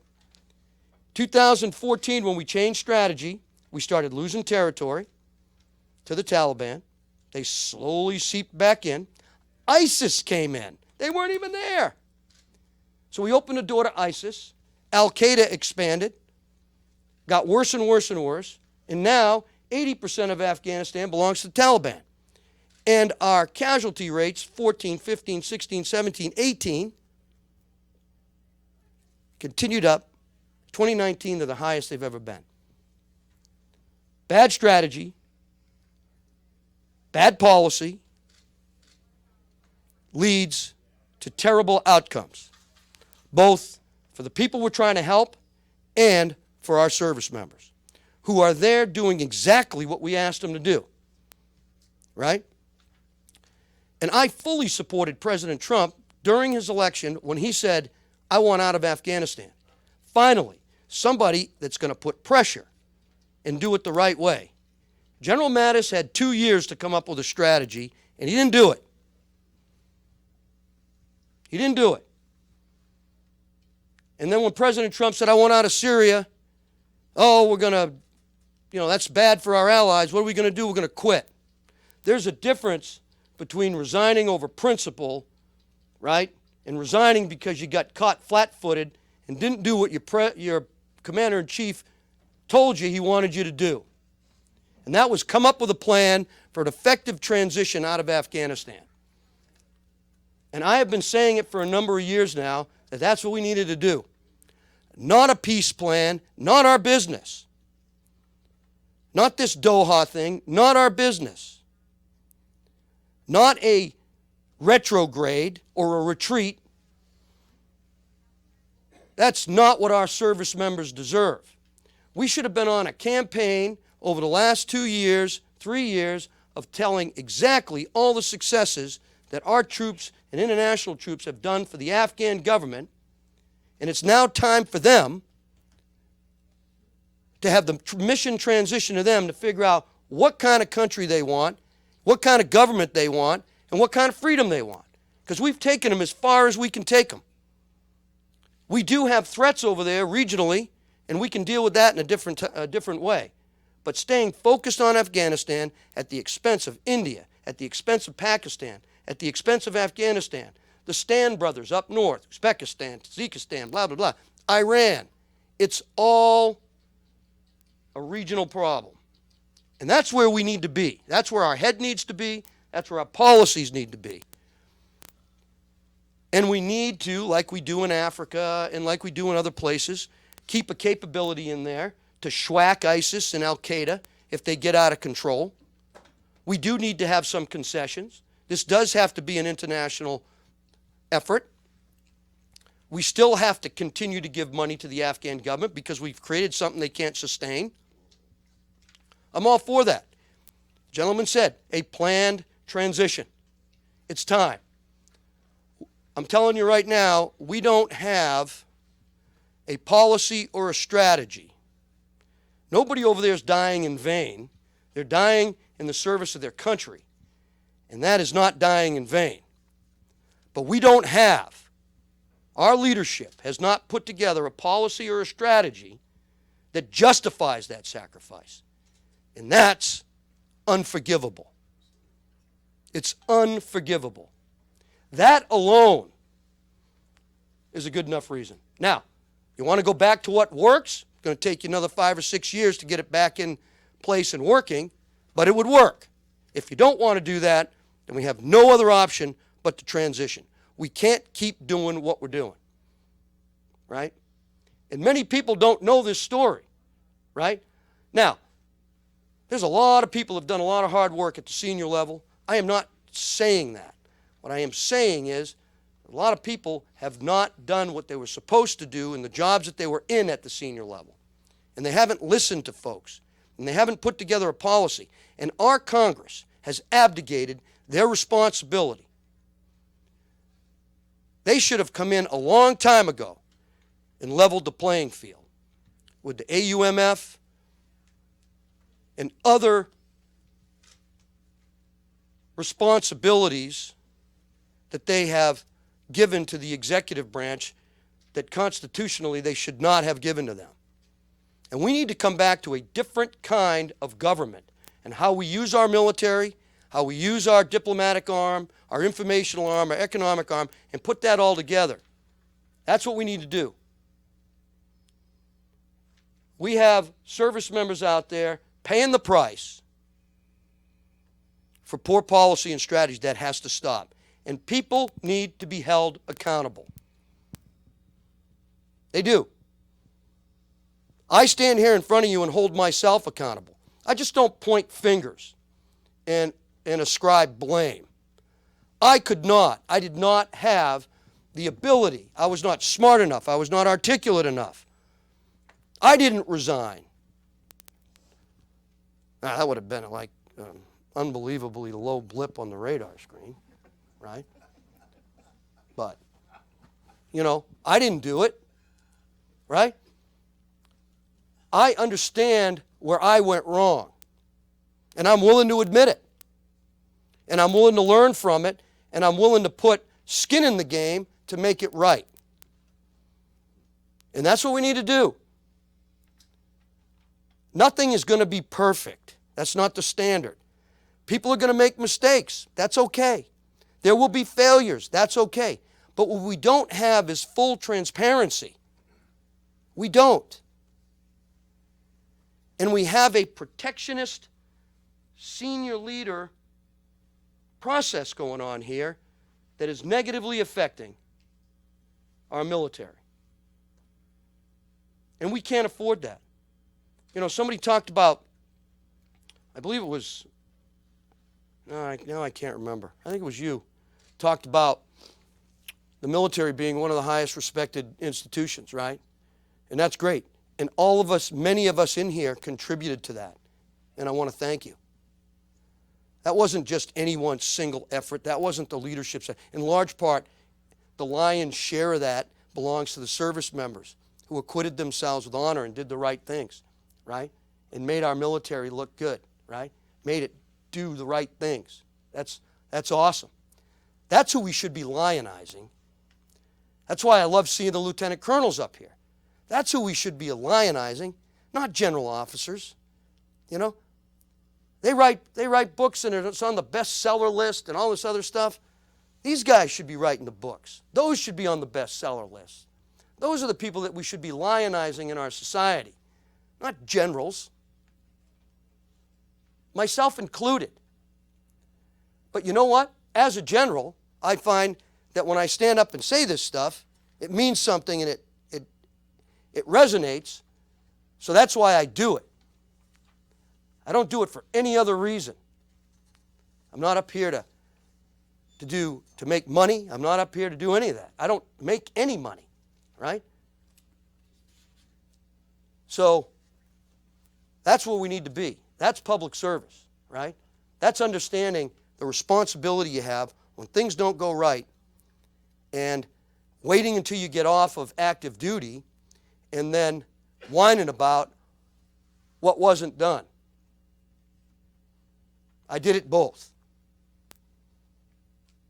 And I really didn't understand why. I just wanted to do the right thing, but now I realize the power in it. Because I'm not just standing up here in front of you going, hey, I know it all, I had all the right answers, but at least I came forward on active duty and stood up and said, I don't think this is right for the following reasons. You know what I'm saying? So, anyways. I don't blame the political leaders. I blame the military. And somebody said it on one of the panels, the generals did not stand up. And they should have. They did not. And I think that is why we have these endless wars. And I also blame Congress for abdicating their responsibilities and not being accountable constitutionally to our country. That's why we have the Senate Armed Services Committee. That's why we have the House Armed Services Committee, the House and Senate Foreign Relations Committee, to ensure we do the right things. They are the elected officials of the people. They need to start doing their jobs. So, Afghanistan's road's been rocky. It's been layered with valor and honor, incredible service. But it's also been a disappointment. And we join the chapter of graveyards of empires. Because we should have left in 2. We didn't. We should have left in 13 and transitioned, stayed with that mission and transitioned, and I guarantee you we'd probably be transitioning out today under a completely different environment. Taliban would be broken, ISIS wouldn't be there, Al-Qaeda wouldn't be there, because that's what we figured. By 2020, we'd be out of there. But because we changed strategy, we have what we have. And I believe it's been several general officers that have said, let's muddle through. And we can't muddle through. So, I don't know if you want me to take questions. I don't know what you want me to do, but I'm done. Yes, ma'am. Oh. Did you see the most dysfunction in Afghanistan? Was Afghanistan unique, or did you see the same thing in Iraq? Well, I don't have experience in Iraq. I did all my deployments in Afghanistan. But you know, my observations were it was as dysfunctional. Africa is a mess for the same reasons. Poor civilian leadership in Congress and poor, inexperienced military leadership in Africa, not knowing what to do. And so to me, it all comes down to Afghanistan isn't the only place that is riddled with bad policy and strategy. It's all the other places as well. We have to look at a first world strategy, a third world strategy, and then a connecting strategy that covers the two. Because once you have a strategy that puts the first world in check, they go to the third world. ISIS in Africa and ISIS and Al-Qaeda and many other groups are in the third world, causing all kinds of problems for us and our partners and threatening our national security. So we have to be down there as well. But now you have this first world competition in the third world for resources, for strategic relationships, for influence. You know, Obama and President Trump, President Obama and President Trump's administrations can't get a resolution passed against Russia and China in Africa because their strategic influence is so high with the 15 African voting nations that we can't get a resolution passed because we don't like the things they're doing in Africa. They're hurting Africa. They're taking all its resources, its oils, its gems, its precious resources. And it's operating at the expense of stability, and it's hurting our national interests. So I think it's a larger problem all over the world, and I think it's only going to change if we get different people elected to office, and we get different people, making sure that there is a policy and there is a strategy, there is an end state, there is a mission, there is national interests tied to objectives. Those objectives are accomplished. The Powell doctrine, in my mind, is the best doctrine we should be following when we want to utilize our military. We wouldn't have these forever wars. That's why you're going to make a great senator. I can't talk about that. Thank you. Anybody else? Yes, sir. What's your opinion about the Chinese presence on this part of the world in South America, Central America? It seems like they're very active and we're very docile to it. We're worried about the little islands they're building out there in the middle of nowhere. Mm-hmm. And yet they're running the Panama Canal and they're involved in a lot of other nations. And The Chinese influence outside of China and outside of Asia is a huge concern for the United States. We are losing strategic relationships in South America. It was pointed out by Stacy, I believe, right, Stacy? You don't remember? Okay. About the importance of the Southern Hemisphere, right? China's influence, Russia's influence is negative in all those areas. China has a base outside of Asia, and it's in one place, and it's in Djibouti, Africa, right? And it's there for a reason. They build all the roads, they build all the infrastructure, they build all the airports, and they do it with no strings attached. We'll give you this, we'll give you that. Bless you, bless you. They bring in Chinese workers, and they leave them. They don't come home. Some of the largest, most prolific and successful Chinatowns are in Africa. They're smart people. They take over businesses, and they do very well inside those communities after they're done building whatever it is they're building. China has trucks. As far as you can see, if you go on an African safari, you'll see them in Botswana and all these places. And they're loading up raw materials and they're shipping them back to China. Why? Because they're building a road. Why? Because they're building an airport. Why? Because they're building a bridge. Why? Because they're building a hospital. Why? Because they gave them a bunch of military equipment, right? And we refuse to answer that. It's happening in South America. happened in Venezuela, it is of huge national security risk for us. And what's our foreign relations folks doing in the House and in the Senate? I don't know, because they don't talk to us anymore. Well, right. What are they doing? You know? So it's a huge danger, sir, and we need to put it in check. And their influence in the UN is growing and growing and growing by proxy, because they get these countries on their side and they whisper in their ear, hey, you know that thing we're doing for you? It'll go away. So they vote the way they want them to vote. So hope that answered your question. Yes, sir. Thank you. General, thank you. Oh, my pleasure.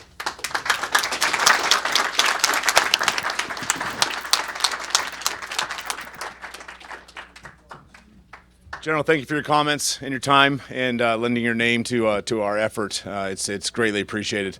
We're going to take a quick 10-minute break, grab some coffee, get your assignments out in the packets, out in the foyer, and then come right back in. We've got one more panel before we go out and put some congressmen and senators in the front-leaning rest position while we counsel them. Thank you. All right, welcome back. If everybody find their seats, and like they used to say in boot camp, turn your ears on. Our next panel is, this is kind of the exciting part for me, what we can do at a state level. I'm a firm believer that all politics are local, and the way to have the best influence and the most influence is over those that live in our neighborhoods, and those are our representatives. And so here now with our state legislative panel, talking about what the state level engagement can do to end the endless wars, is Representative Pat McGeehan from West Virginia, Delegate Pat McGeehan from West Virginia. They do it a little different out there. And then Representatives Andy Clifford from Wyoming and Representative Tyler Lindholm from the state of Wyoming as well. Thanks, guys. I think this is on.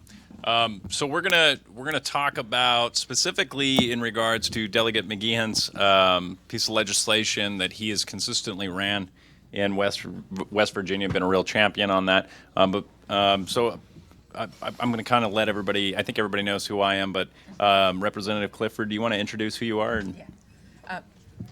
Dos nete ina itatina kusech. Hisse jot na sitna. Good morning. Hello, my relatives. My name is Coming Woman. Hinane e nina. I am a Arapaho. And ninahu. I'm a politician.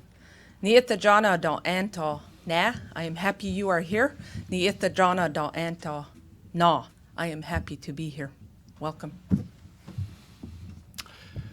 Okay, I'm Pat McGeehan. I'm a little bit Irish. My full name's Patrick Riley McGeehan. Irish Catholic, by the way, but don't hold that against me. 40 years of Catholic guilt. I'm from West Virginia. My extended family are all from West Virginia in the northern panhandle of West Virginia. I'm about 30 minutes west of Pittsburgh, actually, from Chester, West Virginia, which is, if you've never been through my hometown, it is home of the world's largest teapot, which is now, I believe, designated as the 8th wonder of the world. But you should come see it. I'm kidding, by the way. You know, I wasn't born and raised in West Virginia. I come from a proud military lineage. Grew up an Air Force brat. My father was a career Air Force officer. He flew B-52s. And then both my grandfathers fought in the Second World War. My grandfather on my father's side fought in the European theater, was engaged in the Battle of the Bulge. My mother's father fought in the Pacific. He actually dropped out of high school and lied about his age to enlist in the Navy not long after Pearl Harbor.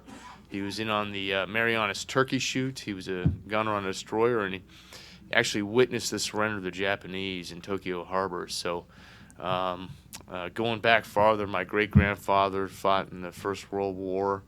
And then actually my namesake, I don't know how many greats, was Corporal Patrick McGeehan, who was killed in action on the second day of fighting in Gettysburg in the 63rd New York. So I come from a proud military family.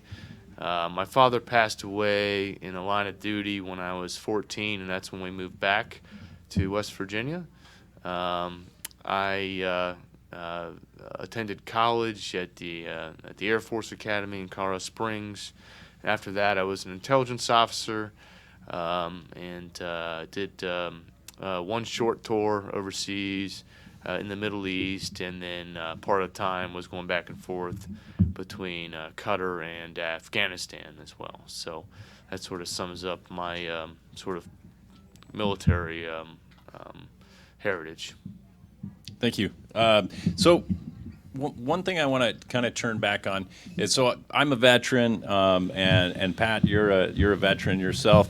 I specifically reached out to Representative Andy Clifford to be here because she's got a different past on this whole situation, something that is missing from the conversation, in my opinion. Representative Clifford, can you talk about that? Sure. I'm a proud Indigenous person of this United States of America. And in our history, my people have fought in every war since the Revolutionary War, and they fought before they were recognized as citizens of the United States.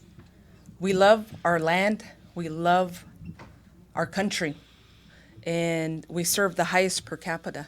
And I'm here for two people particularly, but all my Indigenous relatives who have proudly served the United States of America. But I'm here for two particular individuals. Corporal Billy Ferris, killed in action, December 3rd, 2006, in Baghdad, Iraq, and left, his son was 11 months old when he was killed. I'm here for my nephew, Stephen White, Corporal Stephen White, who served in, did 2 tours in Afghanistan, Operation Enduring Freedom.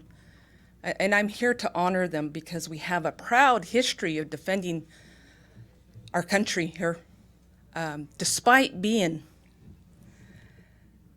the historical trauma that has happened to our people. I am the first generation where I did not have to be torn away from my family and go to boarding school, okay? The first generation, okay?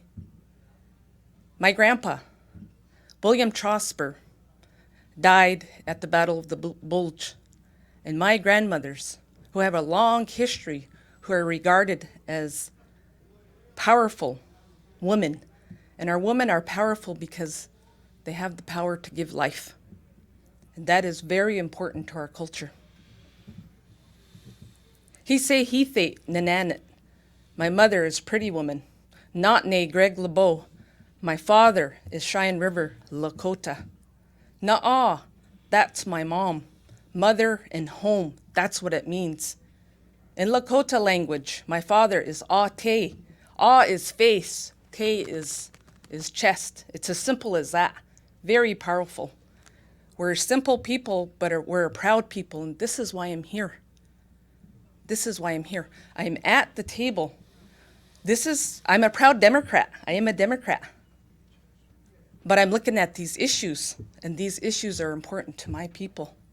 And no longer am I gonna let people dictate what they think is best for my people. And I'm here to speak and honor my people that way. This is not a Democratic thing or a Republican thing. I tell people all the time, this is a tribal thing, and I get pushback. This is a tribal thing, and a lot of the times you will not understand why. This is why I support bringing our military troops home if you support them, because of what happened to my people here. Endless wars. For why? For how come? And this is why I'm here. I'm heartfelt. And I'm honored that Bethany Valdez asked me, and I'm honored that my colleague here, Representative Lindholm, has asked me. And I'm okay working across the aisles, because I believe and passionate about issues, and common sense for what is right for all of America. So I think I said what I needed to say.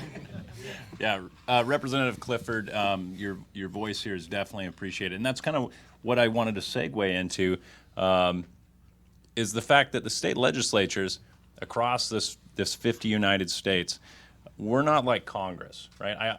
I'm often asked by my constituents who come to me and say, how does that working with Democrats? I'm like, we're not like D.C. We actually work together. Wyoming is a super majority. 51 Republicans, 9 Democrats in the House. And I've seen one partisan vote in the 5 years I've been there. Thousands of votes cast. One partisan vote. What that means, essentially, is we're not voting by party. We're voting on morals and principles. This crazy concept that D.C. has completely forgot, right? And so when it comes down to this issue of Pat McGeehan's bill that we're currently looking at, that's a bipartisan effort. In the state of Wyoming, we're going to be moving the ball forward on that piece of legislation. I have yet to get the final draft out to make sure that Andy's good with it, but she's going to be one of my first stops to move that ball forward. So talking about that, I guess, Pat, I'd like to ask you the question. You're the veteran on this bill. What is some of the biggest pushback that you've received in regards to the essentially a 10th Amendment process that you're going down, trying to hold Congress accountable to the states? Well, when I first introduced the bill was in 2015, and sort of came up with the idea, talking with a certain amount of folks, talked to the 10th Amendment Center, talked to a few buddies, and so I drafted the bill myself, and basically went into 2 or 3 pages, which basically, if you read the first pretext of the bill itself, it reads more like a history lesson. And then you finally get into the legal sort of clause at the very end, which is maybe a paragraph, and the bill just simply states that our state's National Guard units will not be deployed overseas into combat zones in foreign lands without an official declaration of war from the U.S. Congress, and it mandates that the governor do everything necessary to withhold those resources until that constitutional condition is met. So that's the bill in the nutshell. And when I introduced it, Mike Falk back here, who's running for governor, he served with myself for 4 years in the state legislature, was the first co-sponsor. And it was amazing to me how many other of our colleagues signed on as co-sponsors.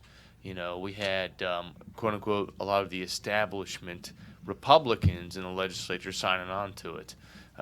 They said, yeah, I think we should declare war. That sounds good. Yeah, I'll sign on, And so we had, some of the more powerful guys sign on to it. And then all of a sudden, when I got it on the agenda, there was this frantic chaos that sort of broke out, where the Adjutant General of the West Virginia National Guard called the Speaker of the House and said, I need an immediate meeting with you on this National Guard bill. And so myself and State Delegate Folk at the time here, and several others who co-sponsored the bill came into this meeting.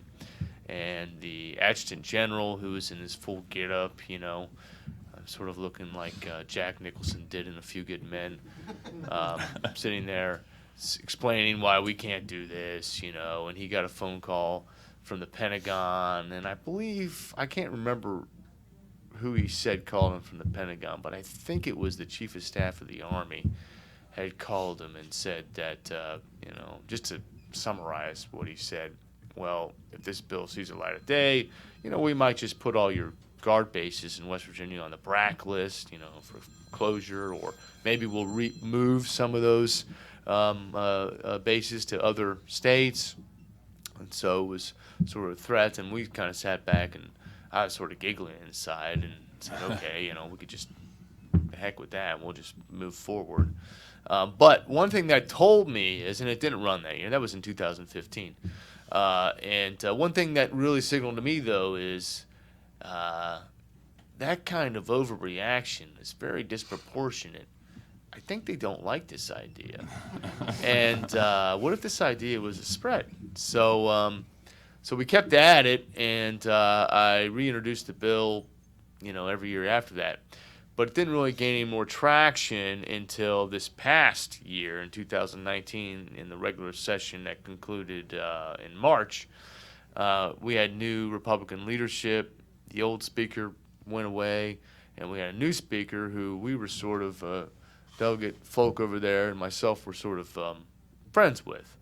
His office was he was office mates with Mike, and right across from my office. And so we were buddies, and I thought, well, he became speaker, and then we had all these conversations about how we're going to run this bill, the Defend the Guard Act, and then about a month and a half into the regular session, back over the wintertime, I realized that wasn't going to be the case, and so we had to do some sort of extra sort of parliamentary maneuvers to try to force the debate, and we actually were partially successful. We gained a lot of momentum. We went in and it's inside baseball stuff with when you're talking about parliamentary maneuvers, but there's a process that's frowned upon by leadership that you could basically make a motion to just sort of skip the whole committee process and bring your bill, if you win the motion, straight to the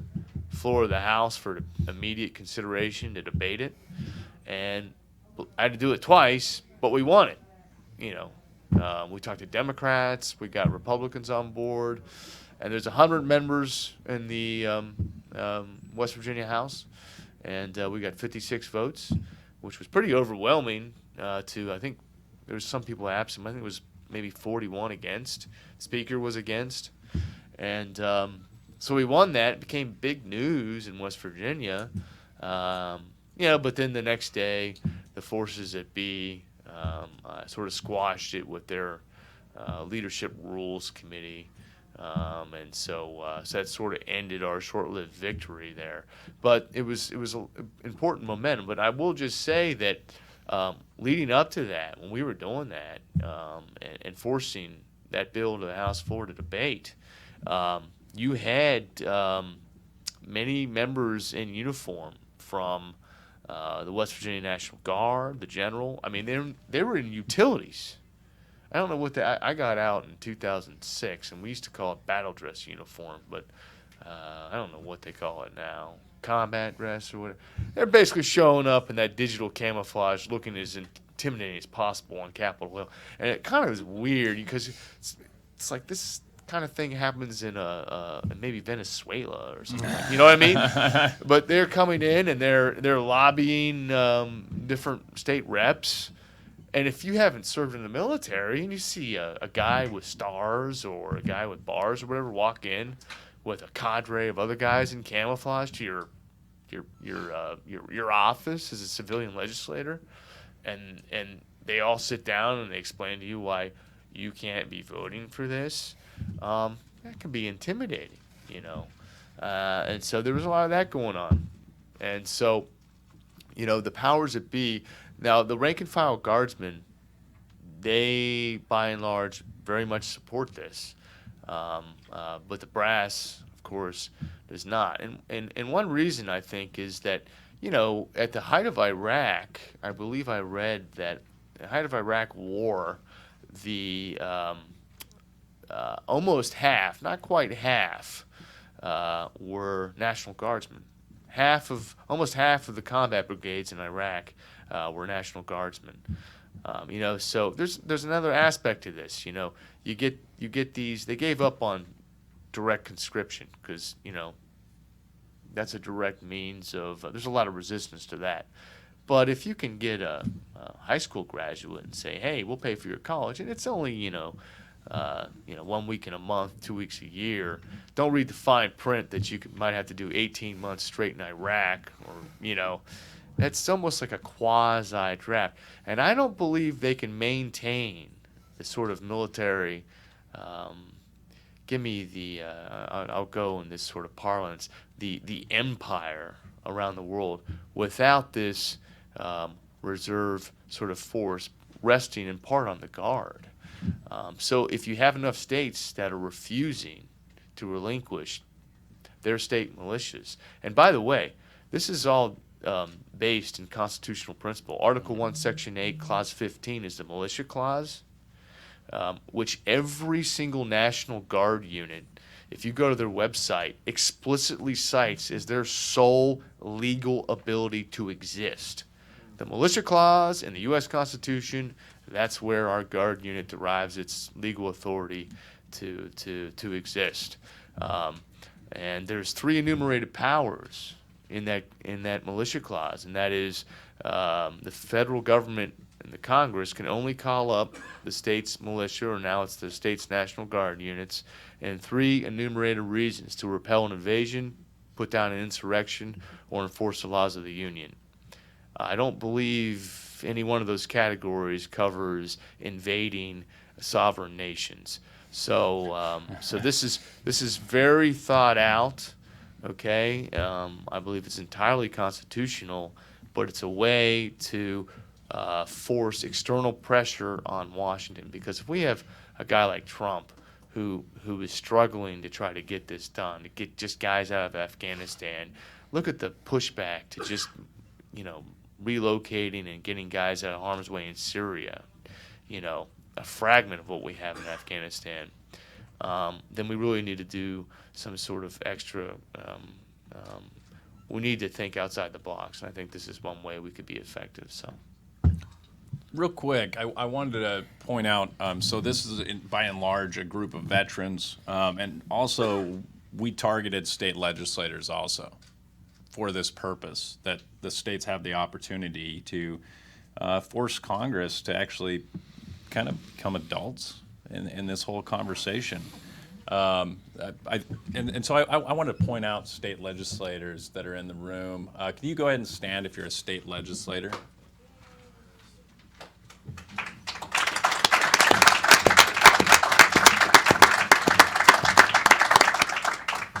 And I know those guys. I've been around those guys. All of them are champions in their state and work their tails off on various liberty type issues. And this is very much a liberty type issue of reclaiming some of that authority over our own National Guard in the state. So I guess the next, and we got just a couple of minutes left. So unless Representative Clifford, did you want to touch on anything that Pat talked about, or do you want to go straight to questions? We can go straight Okay. to. Is there any questions in regards to what we've been talking about?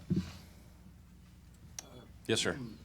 I guess give me 1 or 2 bullet points to a state representative like in my home state of Oregon that I could just directly go to them and talk to them about this legislation. Just 1 or 2 things, just really quickly, to say to them. That's my question. I think right off the top, the biggest, and to kind of point out what Pat was talking about, is the constitutionality of what is currently happening. And we've been operating under the AUMF for coming up on 18 years. And we've allowed Congress to relinquish their power to the executive, whoever that executive might be. And that executive at any time can say, well, this person's a terrorist or that person's a terrorist, deploy troops. So all we're saying is Congress pass a resolution declaring war, and then our Guard can be deployed. So we're not saying Congress can't have access, or the United States military cannot access our Guard troops anymore. What we're saying is just follow the Constitution before you do so. So I think that's the biggest bullet point right off the top. And then anybody want to add on? And I want to do my part. Sorry, Pat. It's okay. To get the Native community, it's exactly what I talked about. Is you have a lot of Native American tribes in Oregon. Mm-hmm. So it's getting to the people, educating the Native American communities, those entire sectors. Again, highest per capita of a group of Americans who proudly serve in the military. And start having conversations with them, those crucial conversations, and it's educating. And you can look me up. You can drop my name. She'll come to Oregon. I have a lot of maybe friends. not. Yeah, I got a lot of relatives all the way down through Klamath Falls, Eugene, Oregon. But it's getting our Native American people at the table and in this conversation, and to help. You'll get support for them. You will. As long as you acknowledge their history and their service, you'll get them to come and support this effort. And I'll do my part. Thank you. Yeah.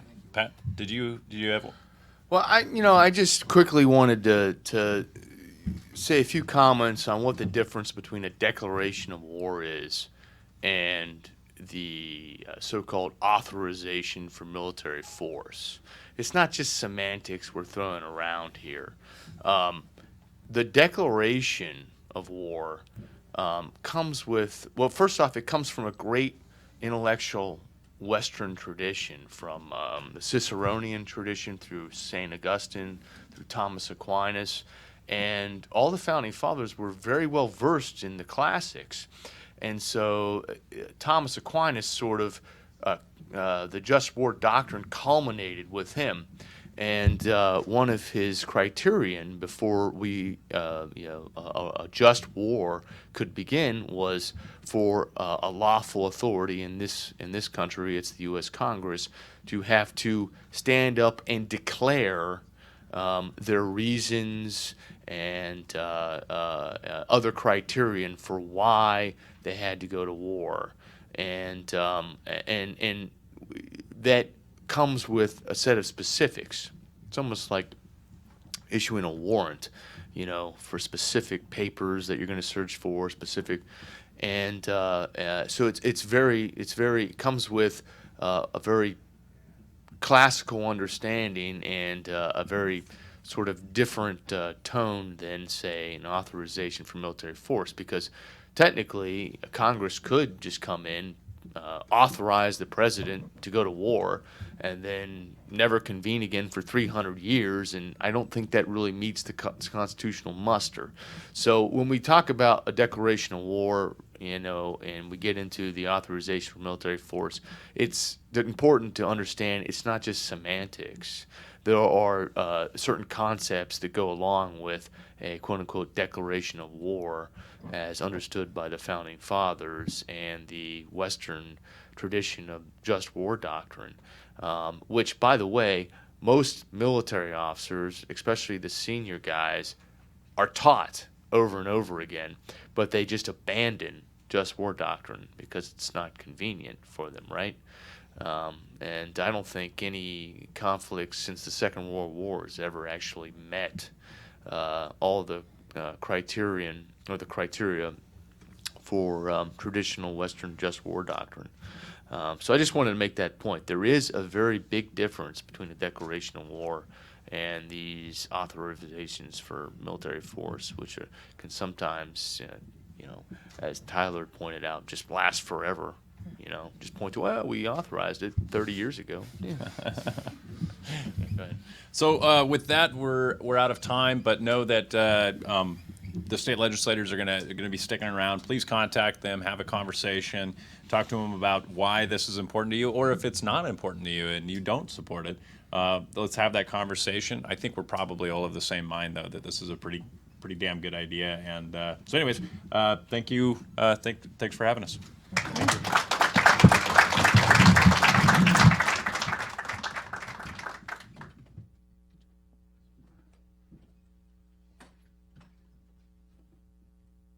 All right, I want to just kind of wrap this up. Thank you all for participating. Thanks those again for traveling here and enduring the crazy three-ring circus that's in D.C. this week with the impeachment hearings and the visiting President Erdogan from Turkey. When you guys go outside, you're going to see a lot of chaos going on right across the street.